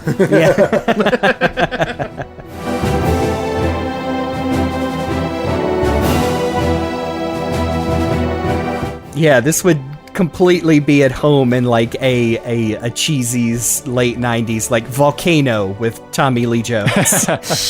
like that, one of those in a good way. This is another one that has continually stuck with me since first hearing it back when I first played the game in '97. And for good reason. It's just a really strong track. It is, yeah. Yeah, it builds and builds and keeps adding new layers and new bits, and I really like that about these two. I think like this is some of the earliest samples of like really atmospheric movie-like music in Sonic games, because we weren't getting stuff like, because even Sonic CD with its CD audio didn't do anything like this.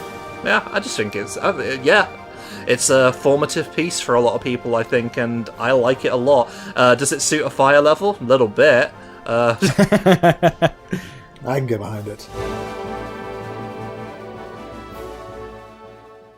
But now we're going to move on to closer to the end game with Gene Gadget Zone Act 1 by Tatsuki Maeda.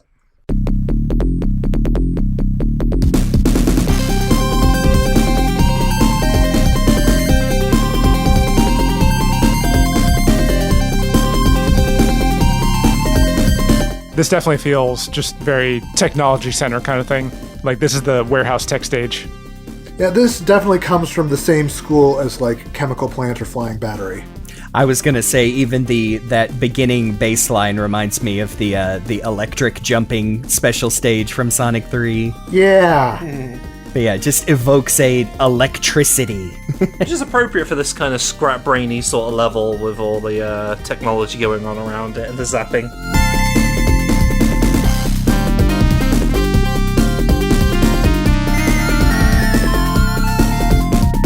I love that through like all these Genesis tracks, the bass is never buried. Like it is its own competent instrument, and it sticks up there with the leads and with the percussion. Yes, a great reminder to listen to these either with headphones or on a really nice stereo system, because they really sing where you can get all those channels as you're supposed to hear them. You know, this bass line, this like low bass line actually reminds me of Lava Powerhouse from Sonic Spinball. Yeah. Kind of funny that, because that's from the American side of things, but it's kind of cool. I can kind of hear it.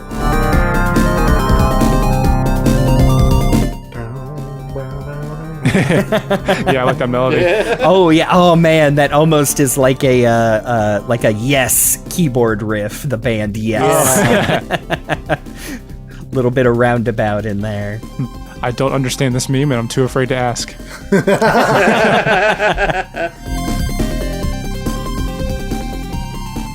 Then that energy carries right over in Act 2.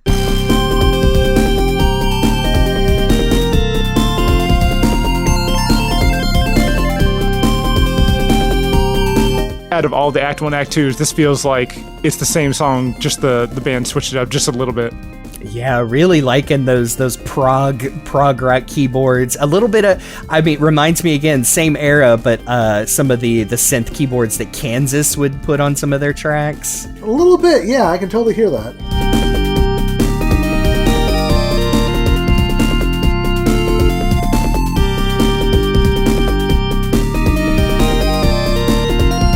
I don't know what else to say, really. It's just a good Sonic...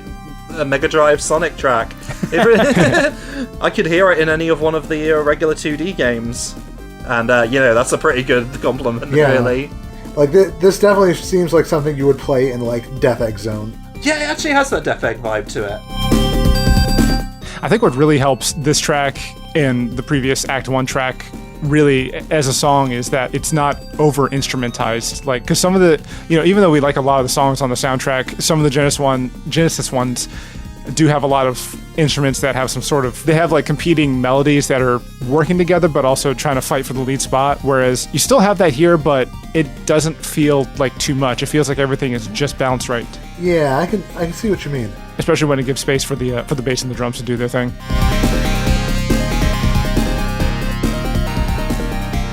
That's the Mega Drive version. The Saturn version, if you thought it was housey before...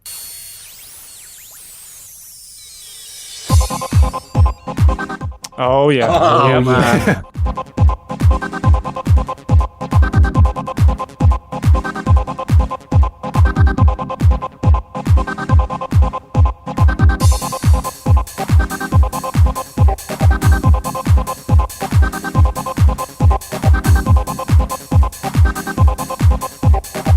Oh yeah, the lights are going up and down.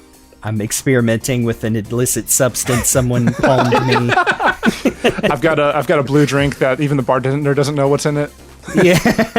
I have to wonder if this really does feel like the same stage. I like it as backing music, but it's more of those things that you described than the sort of like laboratory stage that I'm imagining in my head.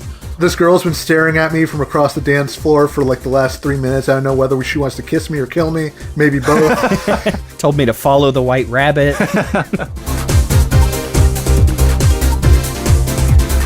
This is a bunch of nerds talking about what we imagine it would be like to be in a club. Yes. Went once, never again. If that was not painfully obvious. No, I really like this though, which it is interesting. We said when we were going after the game itself that Gene Gadget and Panic Puppet, at least to me, kind of run together because they're both kind of like, oh, this is the Eggman Factory level. So I think it's almost kind of okay that the music is so different between the versions. It does have that, and it does have that quality. Like, there's almost like a buzzing quality to it. Like you can imagine some experiments going on here. Yeah. The secret laboratory underneath the club.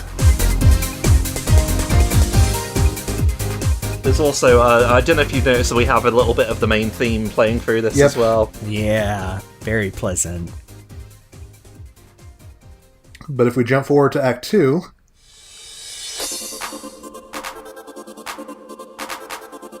Oh, now they're bringing the lights down a little bit. Yo, let me bring this one down to y'all. This goes out to all of y'all. Oh, nice. He got a new job. They moved on to be a DJ now.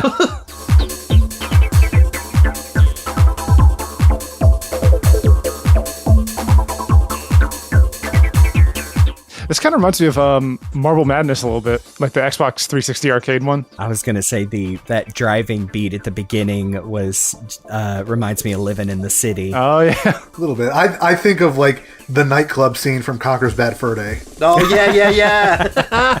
We keep coming back to Rare. Yeah.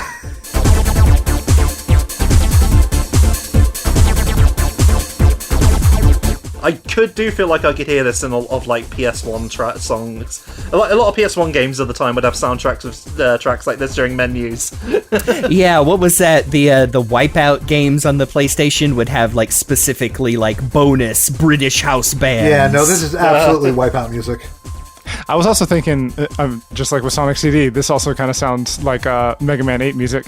Yeah, I can kind of hear it now. Actually, even a little bit of like Ape Escape.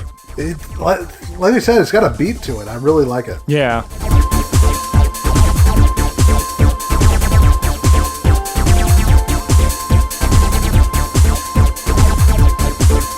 But I don't necessarily know if it fits, factory level. Yeah. All the robots are on breaks, so they're dancing.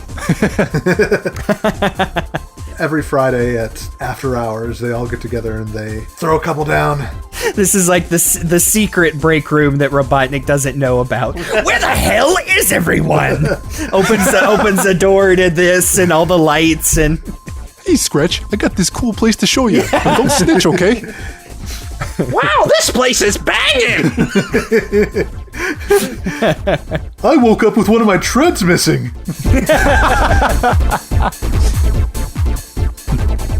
But we're getting into the real end game with Panic Puppet Act 1 by Jun Senoue, which should sound just a little bit familiar.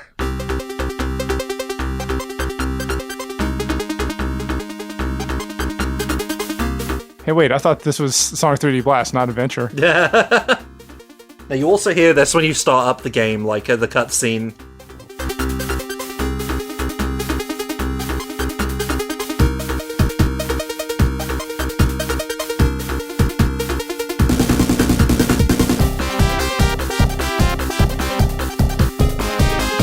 I mean, this track is iconic for a reason. Yes. Because it was in a game that everybody played, but also because it's really good. Yes, this is the Twinkle Park kart racing in in case you didn't know. It almost feels a bit weird to be like the first act of the last level. Because of our association with this track. Yeah. Like, as we imagine it being in Twinkle Park, not in, like, the final battle. Well, I will tell you why it feels weird, because it was originally written for a special stage. Oh, well, that checks out. I was about to say that this is one of the few pairs that is not composed by the same person. Yeah. Like, this is Jun and Tatsuyuki doing Act 1 and Act 2. But yes, now that you're saying the demo for this was for a special stage, that makes a lot of sense. But God, this song is just too good for me to care. Yeah. I appreciate that this does come at like the final regular stage level before like the final boss, because usually when you get like to the final areas of the game, the music gets all like really dramatic, intense and stuff, but like you still have some of the determined melody in here, but it's also upbeat and kind of happy in some spots, so it brings a new feeling to like the end game. Yeah, but I do feel like it fits better for something like Twinkle Park than it does for... Oh yeah. I do want to piggyback off of what you just said, Jake, that yes, instead of being like scary because it's the final boss, it's more like, no, Sonic's almost there. He made it. Yeah, and like exactly. all the flickies that are, they're trapped in the capsules and haven't been put into robots are like, yay, there's Sonic, we're saved. And I kind of appreciate that switch up of tones. Yeah, it's a different take on things. Finally, we're free from that nightclub in the last level. Oh yeah. They were doing some weird stuff. Well, let's actually listen to that demo track and see how close it is to what we know from Sonic Adventure. Oh my gosh. The answer is very. Yeah, very much so.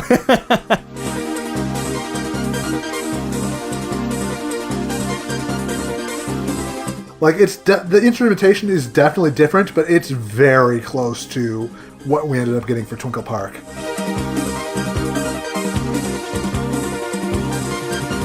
I'm just vibing right now. Trying to fight my sense memories of all of the adventure sound effects and the woohoo going over the bumps and jumps and oh.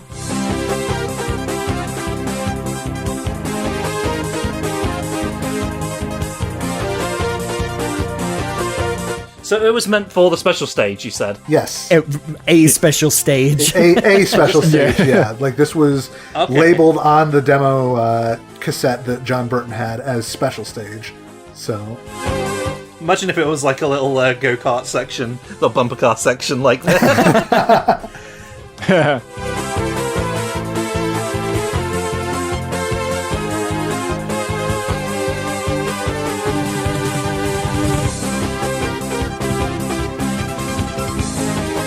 For this demo, I really like the sound of the synth that's used. It's I can't describe it. It hits my ear just right. I really, really, really like yeah. I think it's one of those square leads that they're using here. That makes sense, yeah. Yeah, it's a little bit different from what we would come to know from Adventure, but I think it still sounds really good.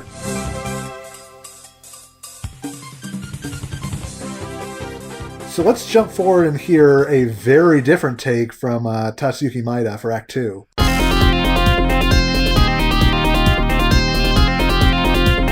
Two completely different. Yeah, now this is what I think of when I think, like, final stage music.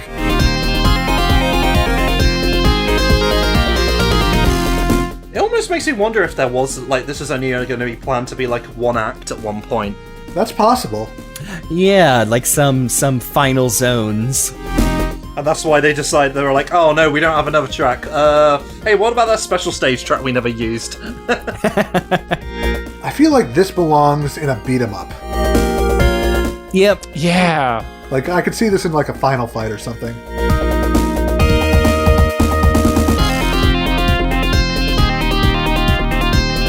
I really want to hear like a rock or metal version, like cover of the song. Oh, and then as soon as I yeah. did, Oh, I'm sure it has to exist somewhere. yeah, I already found it. Excellent. So, you know what? I'm just going to do it. Thank you for Michael Sobin for making the cover of this, because I'm looking forward to listening to this now. I was just about to agree with you that high sounding part in the beginning, I'm like, I could hear that on an electric guitar for certain. Yeah, still got a little bit, especially that little bridge there, a little bit of like positivity. Like, yes, it's scary that, oh, it's the final zone, watch out, but still not as like oppressive as some like final zones or similar motifs. But let's see how Mr. Richard Jakes decided to wrap the zones up.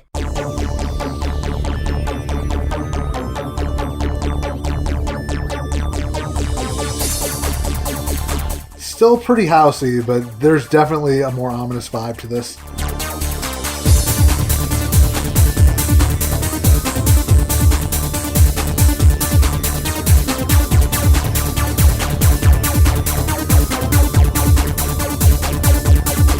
Ooh, I really like that synth. Oh man, it's reminding me of like I think I think the game is called Cruise 2049 or something like that on the N64. Oh, Rush 2049? That's it. Yeah, Rush 2049, the racing game. I even get some, and again, this is just my basic showing, but like some of the artists that are on the Matrix movies, which again, a lot of house, a lot of techno, like that beginning part especially sounded like some of that. And of course, yeah, the club is really bouncing now, but Hey, Scratch, this is a new club. What do you think? sorry, that's a movie. Just the idea of it. Great. Now we have to rewrite Deco and Boko as club rats for future episodes. Yeah. Grounder's actually like extremely financially savvy, and he's like started a few different clubs. What do you think of this one? Wow, this joint is really hopping. Well, I'm glad you like weed, but what do you think about the club? Meanwhile, Coconuts is still stuck cleaning the toilets. Just imagining Coconuts in the toilets and like this, like a muffled version of this. In the background. Muffled behind the door. He's got a plunger, and he's doing it to the beat. Why do we even have bathrooms for all robots? I mean, we know why. Yeah. Are you finished in there, dumb bot? I'm never gonna see the bottom of this. I could be out clubbing, but instead I'm plunging. Well, you better hurry up, Coconuts, because we're picking up the pace.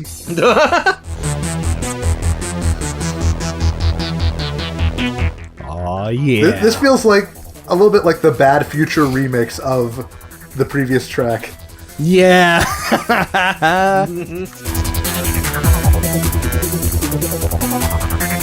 See, the problem is Robotnik went to the club, and now he's back, and it's a real bad future for Coconuts. I'll show you dumbots how to rave. That's great. I wanted to be clear that even if we are quiet through some of these sections, it's because I am bouncing my legs up and down to the beat. Oh, yeah, me too. grooving. Yeah, this is really good. I'm dancing in my chair. Like, the instrumentation, the difference really, like, adds something to it. Like, it makes it really feel, like, a little bit more menacing somehow.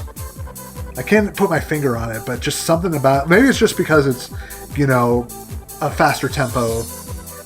Yeah, and like that little melody is very ethereal, like, you know, kind of wispy, almost ghostly, and that does add a little bit of tension behind this really driving beat. It kind of it's leaning into a trance track now, which I kind of like.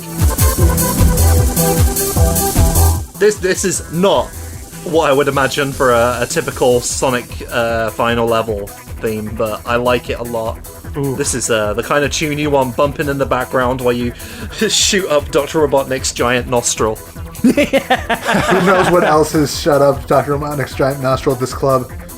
I'd rather not get into it.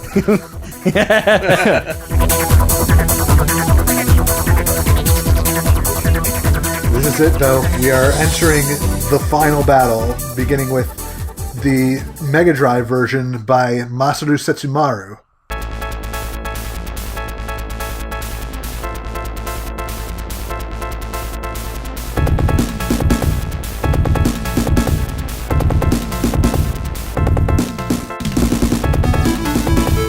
Talk about, you know, we were talking about how the previous one had sort of an ethereal sound to it. This one for sure. Yeah, there are those Sonic 8-bit sounds coming back again. This is not what you expect for a final battle, but it kind of suits the final battle that you actually fight in the Mega Drive Genesis version. Yeah. Yes, I completely agree. Because there's no background, like there's no actual background, it's all black, but you're like wandering around on this sort of like glow-up hologram pathway. Yeah, very sparkly. I think I talked about it reminding me of Rainbow Road a little bit on the SNES, and especially with this music as well, it's of a similar type. Like, it's a very different vibe from traditional Sonic final bosses. I really like the just very intense driving kick drum in the song. Yeah, I feel like the little melody, which again sounds very like lighthearted for a final boss, but yes, that driving kick drum kind of keeps it. I think it balances it out to where it still offers the tension of a very high stakes battle here. But it is funny because it's like we were just listening to the soundtrack of the different version, and this one like follows up after it almost. Yeah. It's like oh, they're playing my song. Get off the floor, boys. I'm going to show you how to groove.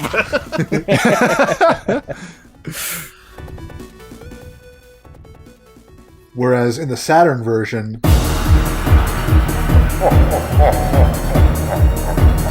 Oh, he's laughing again. Okay, so this is like a final fight that's based on the original boss theme, but you can tell the difference this time. Yes. Thank you.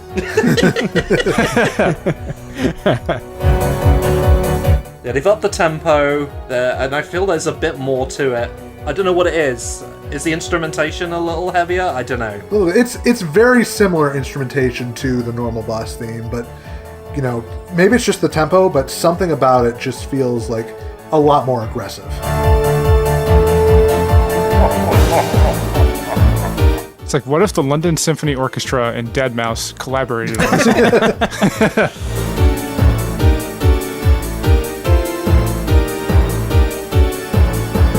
I like some of those like discordant chords that play right there. It adds to the menace. Yeah. I think this really suits the Saturn version because there is a background there. You see like the Robotnik's factory, so it kind of feels a bit more in place of that one. Yes, it's very different. Like one of the few levels I would almost say is almost completely different in looks from the Mega Drive version. Yeah, I feel like this is a stronger, at least in terms of what we traditionally understand as, a final boss theme. I think this fits a bit more with our expectations, so I'm a little more predisposed to liking it. Yeah, it's very good. I feel like the key of this piano we're hearing right now is just adjusted enough to put you on edge without sounding out of tune.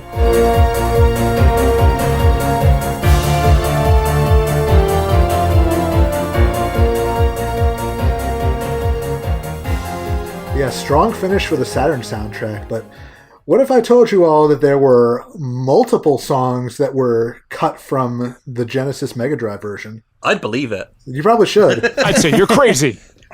Yeah, no. Maybe because we all watched that same video that told us about them. Yeah. But no, one of the cut songs was a different boss theme, and it's one that should sound very, very familiar. Something we've been saying a lot this time.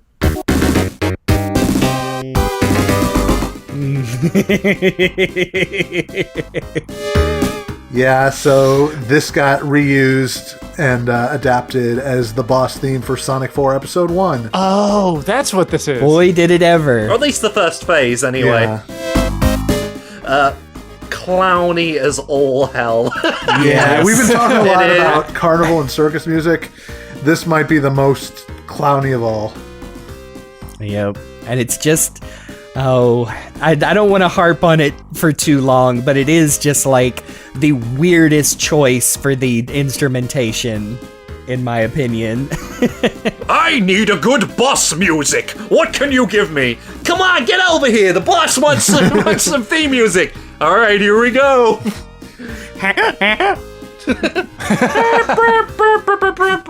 As it happens, there is a second revision with slightly different instrumentation. Okay.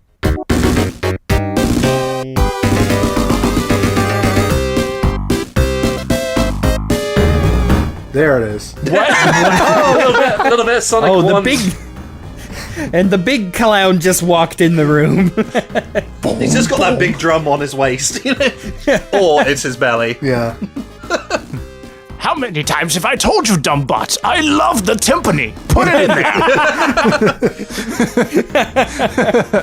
Ah, yes, music to my ears. Kai, you better skip to the next one quick because I'm starting to warm up to this tune. Well, I got bad news for you because the next one is a demo version. Boss minor key. Yeah, so at the time, June didn't know what specifically he wanted to do with the track, whether he wanted it to be in a minor key or a major key. And obviously the answer was just not use it at all. But None. yeah, Wow, that is interesting. I would almost say that the minor key version is way too light for a. But it's. I mean, the track itself also sounds kind of happy. Yeah. But this is way too happy sounding. well, let's switch to the major key.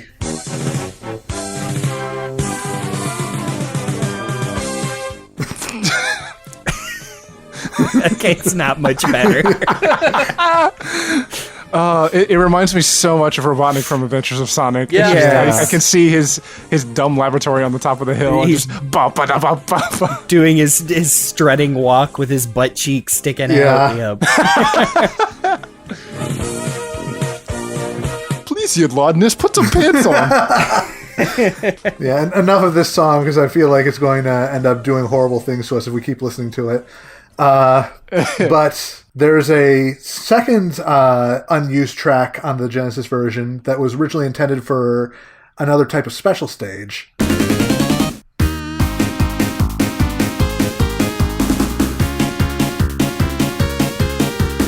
This sounds like the closing number to like a Rocky and Bullwinkle episode. Yeah, Very much following the special stage tune that made it into the game. yeah. I love the choir of bees that are singing on this track. Theme of STC Charmy. Yeah. Shut up! That's performed by Wasbinator from Beast.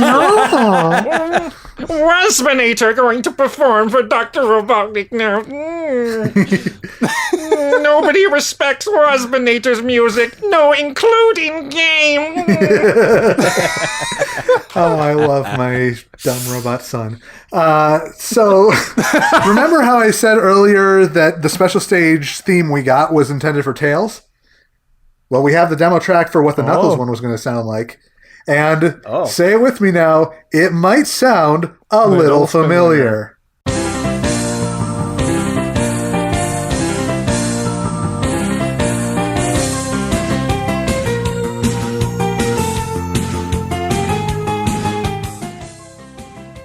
Remember how we already reused one song for Twinkle Park? Oh! I wasn't Oh my gonna gosh, say I know it. this. It is, I was trying to think because I could hear lyrics to something because this is definitely one of the ones that like one of us SP people did as a joke on the board. I'm sorry, that's ruined for me forever because I just imagine Kenny's lyrics when I hear this.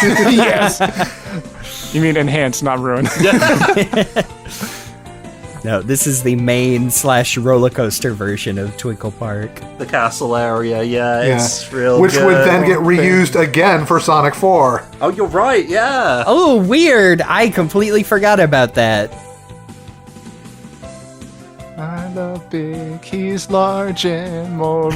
That's his appeal, I think. In closing, I just say that Twinkle Park hates your guts. I'm done. And wants to kill you with the Spinning.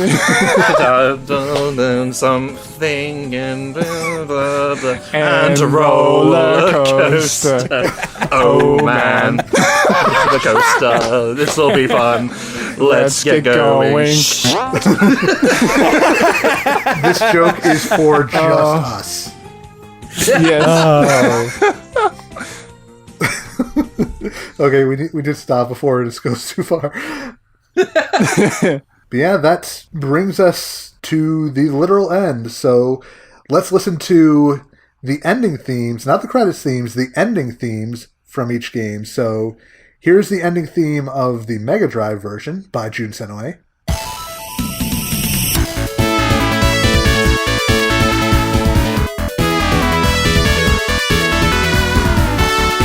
See, it's like poetry, they rhyme. Oh good, you got it all right. You didn't screw it all up. Now all the birds are doing okay, I guess. That's how it goes. Yep. Yeah, Nice, pleasant little way to end that one off. definitely. But then the PC Saturn version actually has two different ending themes. One for if you collect all the Chaos Emeralds, and one for if you don't. So here's the bad ending theme to start with.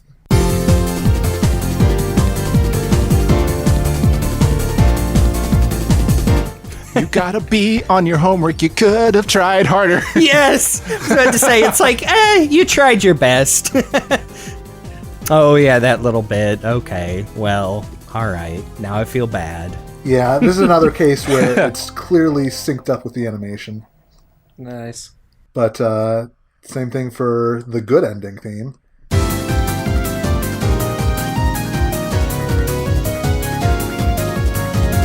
It's even happier. I feel like this could have been reused for Sonic and Sega All-Stars Racing at some point. Yeah. Just making like a whole track out of it, honestly.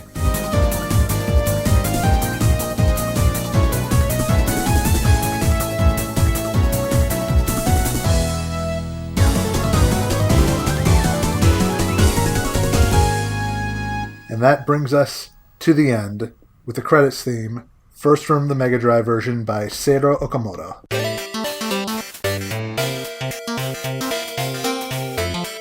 This is Mega Drive credits theme. Yeah. Oh yeah, This gives me those Sonic 3 vibes big time. this is definitely a bop.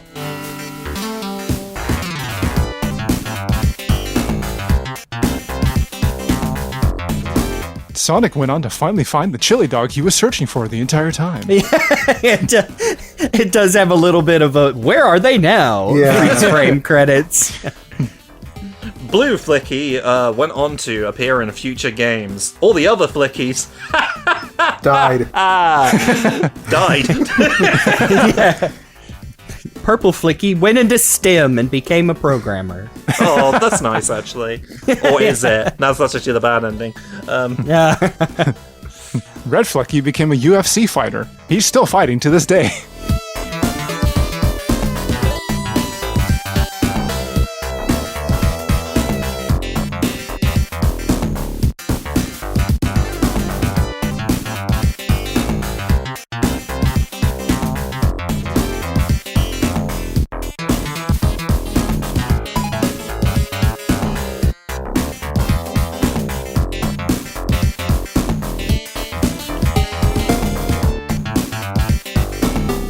Green Flicky had a minor recurring role in Days of Our Lives before fading into obscurity.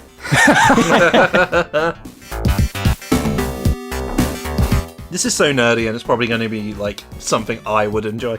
But I feel like Digi Valentine's little Zone Runners band would have done a song based on this because it's very rappable too. Yeah. Yeah.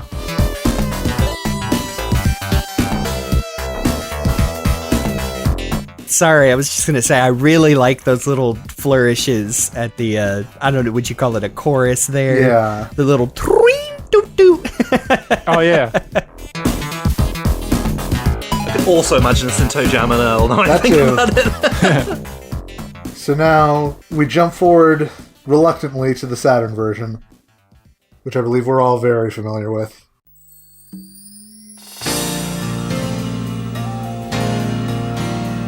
Now, I did say exactly that I had a download of this on our old Windows 95 computer and didn't know what it was from, just that it was on some Sonic, Angel Fire site. Probably took like 30 minutes to download the whole thing.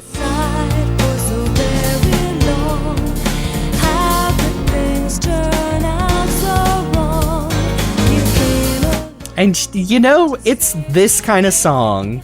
There's lots of people are quick to point out, especially on lots of, wikis documenting their history of it, that it doesn't really have anything to do with the game itself, and in fact would probably fit Sonic CD better as a, oh, Amy Rose, Sonic rescued me, this is my love theme for him.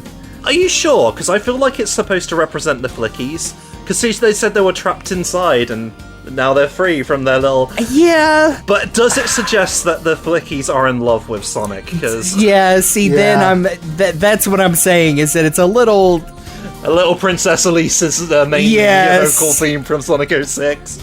I get, drawing parallels where her, Lisa's themes are incredibly on the nose.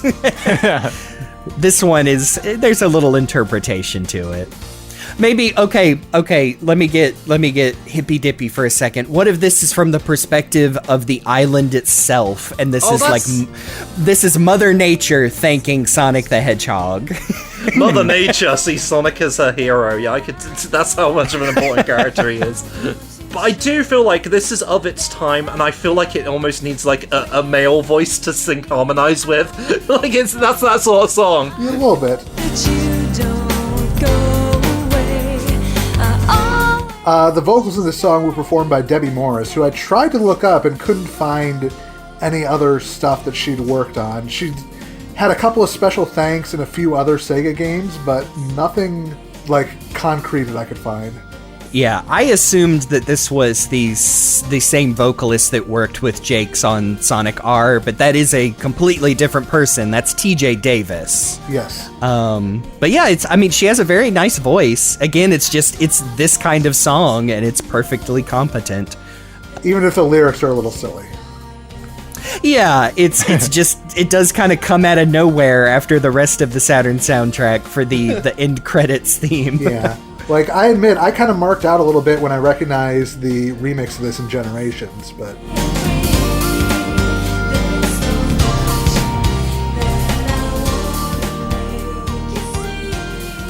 This brings us to the end of our journey through the Sonic 3 soundtrack. Well, that was a bunch of good music. It was. It really was, honestly. I hate to sound wishy-washy once again, but I mean, they're both very nice, and I would definitely like listening to them on their own as well as in the games. I think I'm just going to come down on what I said at the top, is that these Saturn tracks perfectly fit that version of the game because of all the differences and, the added atmosphere, whereas the Genesis Mega Drive sounds like a bunch of artists who were composing for the Genesis for years and years, and this is how they were kind of going out on top. It's a Mega Drive Sonic soundtrack in that respect, and it's good. This has been a very fun time comparing these two. I just think we heard a considerable amount more clown music than we were expecting. I'm glad that we took the time to listen to both of these soundtracks, because when we last recorded, when we were talking about just the game itself of Sonic 3D Blast, there's a lot of pleasantness to it. We're like, oh, that's nice. I like that. That's good. This is a good game. And I feel like if we had stopped it there, I personally would have lost out on some legitimately super good music. Like I said earlier, my favorite tracks for both the Saturn and the Genesis versions are Rustic Ruins, because both of them just slap. I love them. Yeah, I went in knowing that I was going to be, I like the Genesis soundtrack, but I knew going in that I was still going to be biased towards the Saturn soundtrack, and that has not changed since I started listening to this again. So do we do what we did last time and ask each other which version we like the best? I mean, you already know my answer. Yeah, we've already covered Luke. Luke knew going in what it was going to be and came out the same way. So, anyone got any immediate thoughts? Well, I will say that I remember, I'm trying to very specifically remember the first time I would have heard some of Richard Jake's other Sonic songs. And I guess it would have been Sonic R back when, probably before I got to play it. And I want to say that another thing, I think I talked about this last time, with the Sonic CD stuff, is that now that I have expanded my personal musical palette beyond just what I grew up with, I remember thinking maybe the Saturn music was not to my taste, just because it was different. There's definitely no electric guitar anywhere to be heard. But now I appreciate it so much more because I recognize just how how complete it is. It was not a rushed thing. It was not tacked on. And I have a much better appreciation for it now. And I'm so happy to revisit it instead of just writing it off because it's not what I usually listen to. I will say for myself, I could definitely listen to either soundtrack at this point on any day, honestly. But myself personally, I feel like I remember more of the instrumentation and the melodies from the Genesis version. So I think my gut feeling is I like the Genesis version more, but they're both still super good soundtracks. It's kind of funny for me. I feel like, kind of like what Jeremy is saying, I don't know if my musical tastes would have been able to appreciate these quite as much if I'd experienced them when I was younger, specifically for the Saturn and PC one, because I was like one of those kids who was like, ugh, I hate the music that all the other kids are listening to. Dance, trance, rave, what's all that about? It's a load of noise. You know, I was an old man before I became an old man. But I think, yeah, like now, as I am now, I really appreciate the Saturn soundtrack, and I'm really impressed with like the broad range of musical styles, even if a few of the tracks are a bit strange, maybe not super fitting.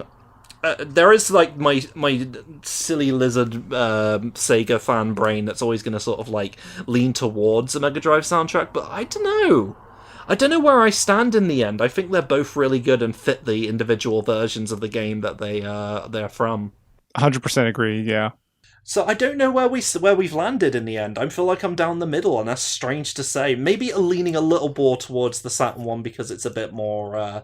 It's a bit more full because it doesn't rely on any tracks from the previous games, and it's kind of its own thing. I think I'm leaning a little more towards the Saturn PC one. As much as I completely mark out over all of the songs that made it over to Sonic Adventure, taking that away, I do agree with you that, you know, stuff like the Panic Puppet discordance in the Mega Drive version is not in the Saturn version for that reason. And so I guess on that technical level, I do give maybe a couple more higher marks to the Saturn version. Yes. I'm in the minority this time. That's fair. I mean, they're both good. Yeah, for sure. Oh, yeah. Like, that's where we landed last time, is both great soundtracks, and that's kind of... We have that wishy-washy stance in the end, but we did land somewhere. And I do still think it's fundamentally different because these are different versions of the game and not just... It's not just the music that is different. Yeah. That's kind of the thing. And they, like I said, they fit the versions of the game that they come with. Either way, I've converted you to my side. My plan is at last complete. Yeah, this was a lot of fun to go back and revisit that soundtrack. And I look forward to whenever we figure out what the next way that we could do this is, because I always enjoy these listening parties we do. Yeah, it's so much fun. Yeah, we're kind of screwed over now because these are the only, like, split soundtracks that I'm aware of, unless we cover the Sonic X soundtrack. Oh, God. I said before that... I mean, first of all, I don't even know how we could, since they... Like, of course, they're never going to release, like, the dub soundtrack. Like, what, Pokemon and Yu-Gi-Oh! Notwithstanding, like, what, yeah, a whole CD of that bullshit. No, of course not. And that would not be fun like these, because at the end of every one, it would be me saying, "This is not art." I'm mean now. But I think we are going to find a way to cover other soundtracks, even if it's not comparison ones. I just like sitting and listening to Sonic music, and it's even more fun when I get to do it with friends. Oh yeah. So let's do it again someday. Yeah, somehow. We'll figure it out. There's got to be something out there that's similar enough that we can compare. Well, thank you so much again for joining us for one of these very fun listening parties. Like we said, we're really going to rack our brains on a potential third one down the pipeline, even though we have run out of same game soundtracks to compare. But this has been real fun, and I've been Game Buddy, also known as Jeremy online. Or scratch that, reverse it. But you can follow me. You can follow me on Twitter at Great Job Jeremy, and that's GR and the number 8. And yeah, I'm Falero, and I'm known as Chris online. I am sorry. You can find me on all the socials at FAULERRO. And I am Rock the Jake. You can find me on Twitter, Instagram, and YouTube at Rock the Jake. And you can find me on Twitch at Mr. Rock the Jake. And he's known as Jake online, and that's real. Yeah. I'm Cyberluke, known as Link Online. I'm very tired. You can find me on Twitter at Cyberlink420.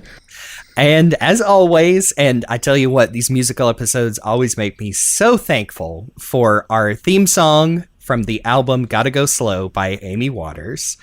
It's wonderful. Like I said, we have said before, I could not imagine the show now without that little tune from Amy. And so you should go check out all of her work on YouTube and Bandcamp and et cetera, et cetera. And Amy is awesome. Yeah. yes, exactly. End of sentence.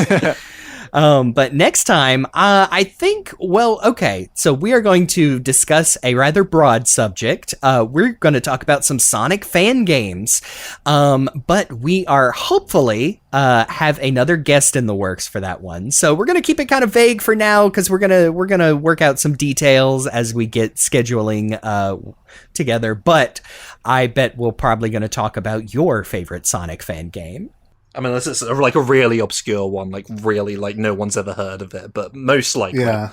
I don't know, man. I'm going to look up the proper title for that one that was done in like MS Paint with the spray paint can where Sonic throws apples at Dr. Robotnik before he crashes into a wall. I still have a folder full of fan games that I downloaded back in the day, and I might have to dig those out, like the shitty old click and play ones.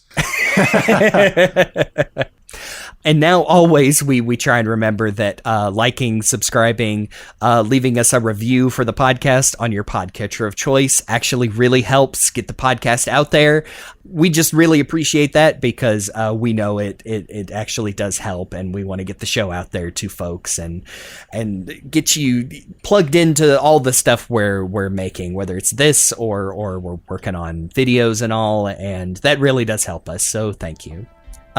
So until next time, I'm Game Buddy. I'm Falero.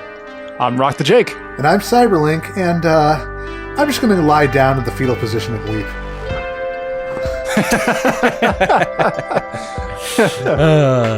Very appropriate for insert everyday here. That's all, folks. Thanks for listening.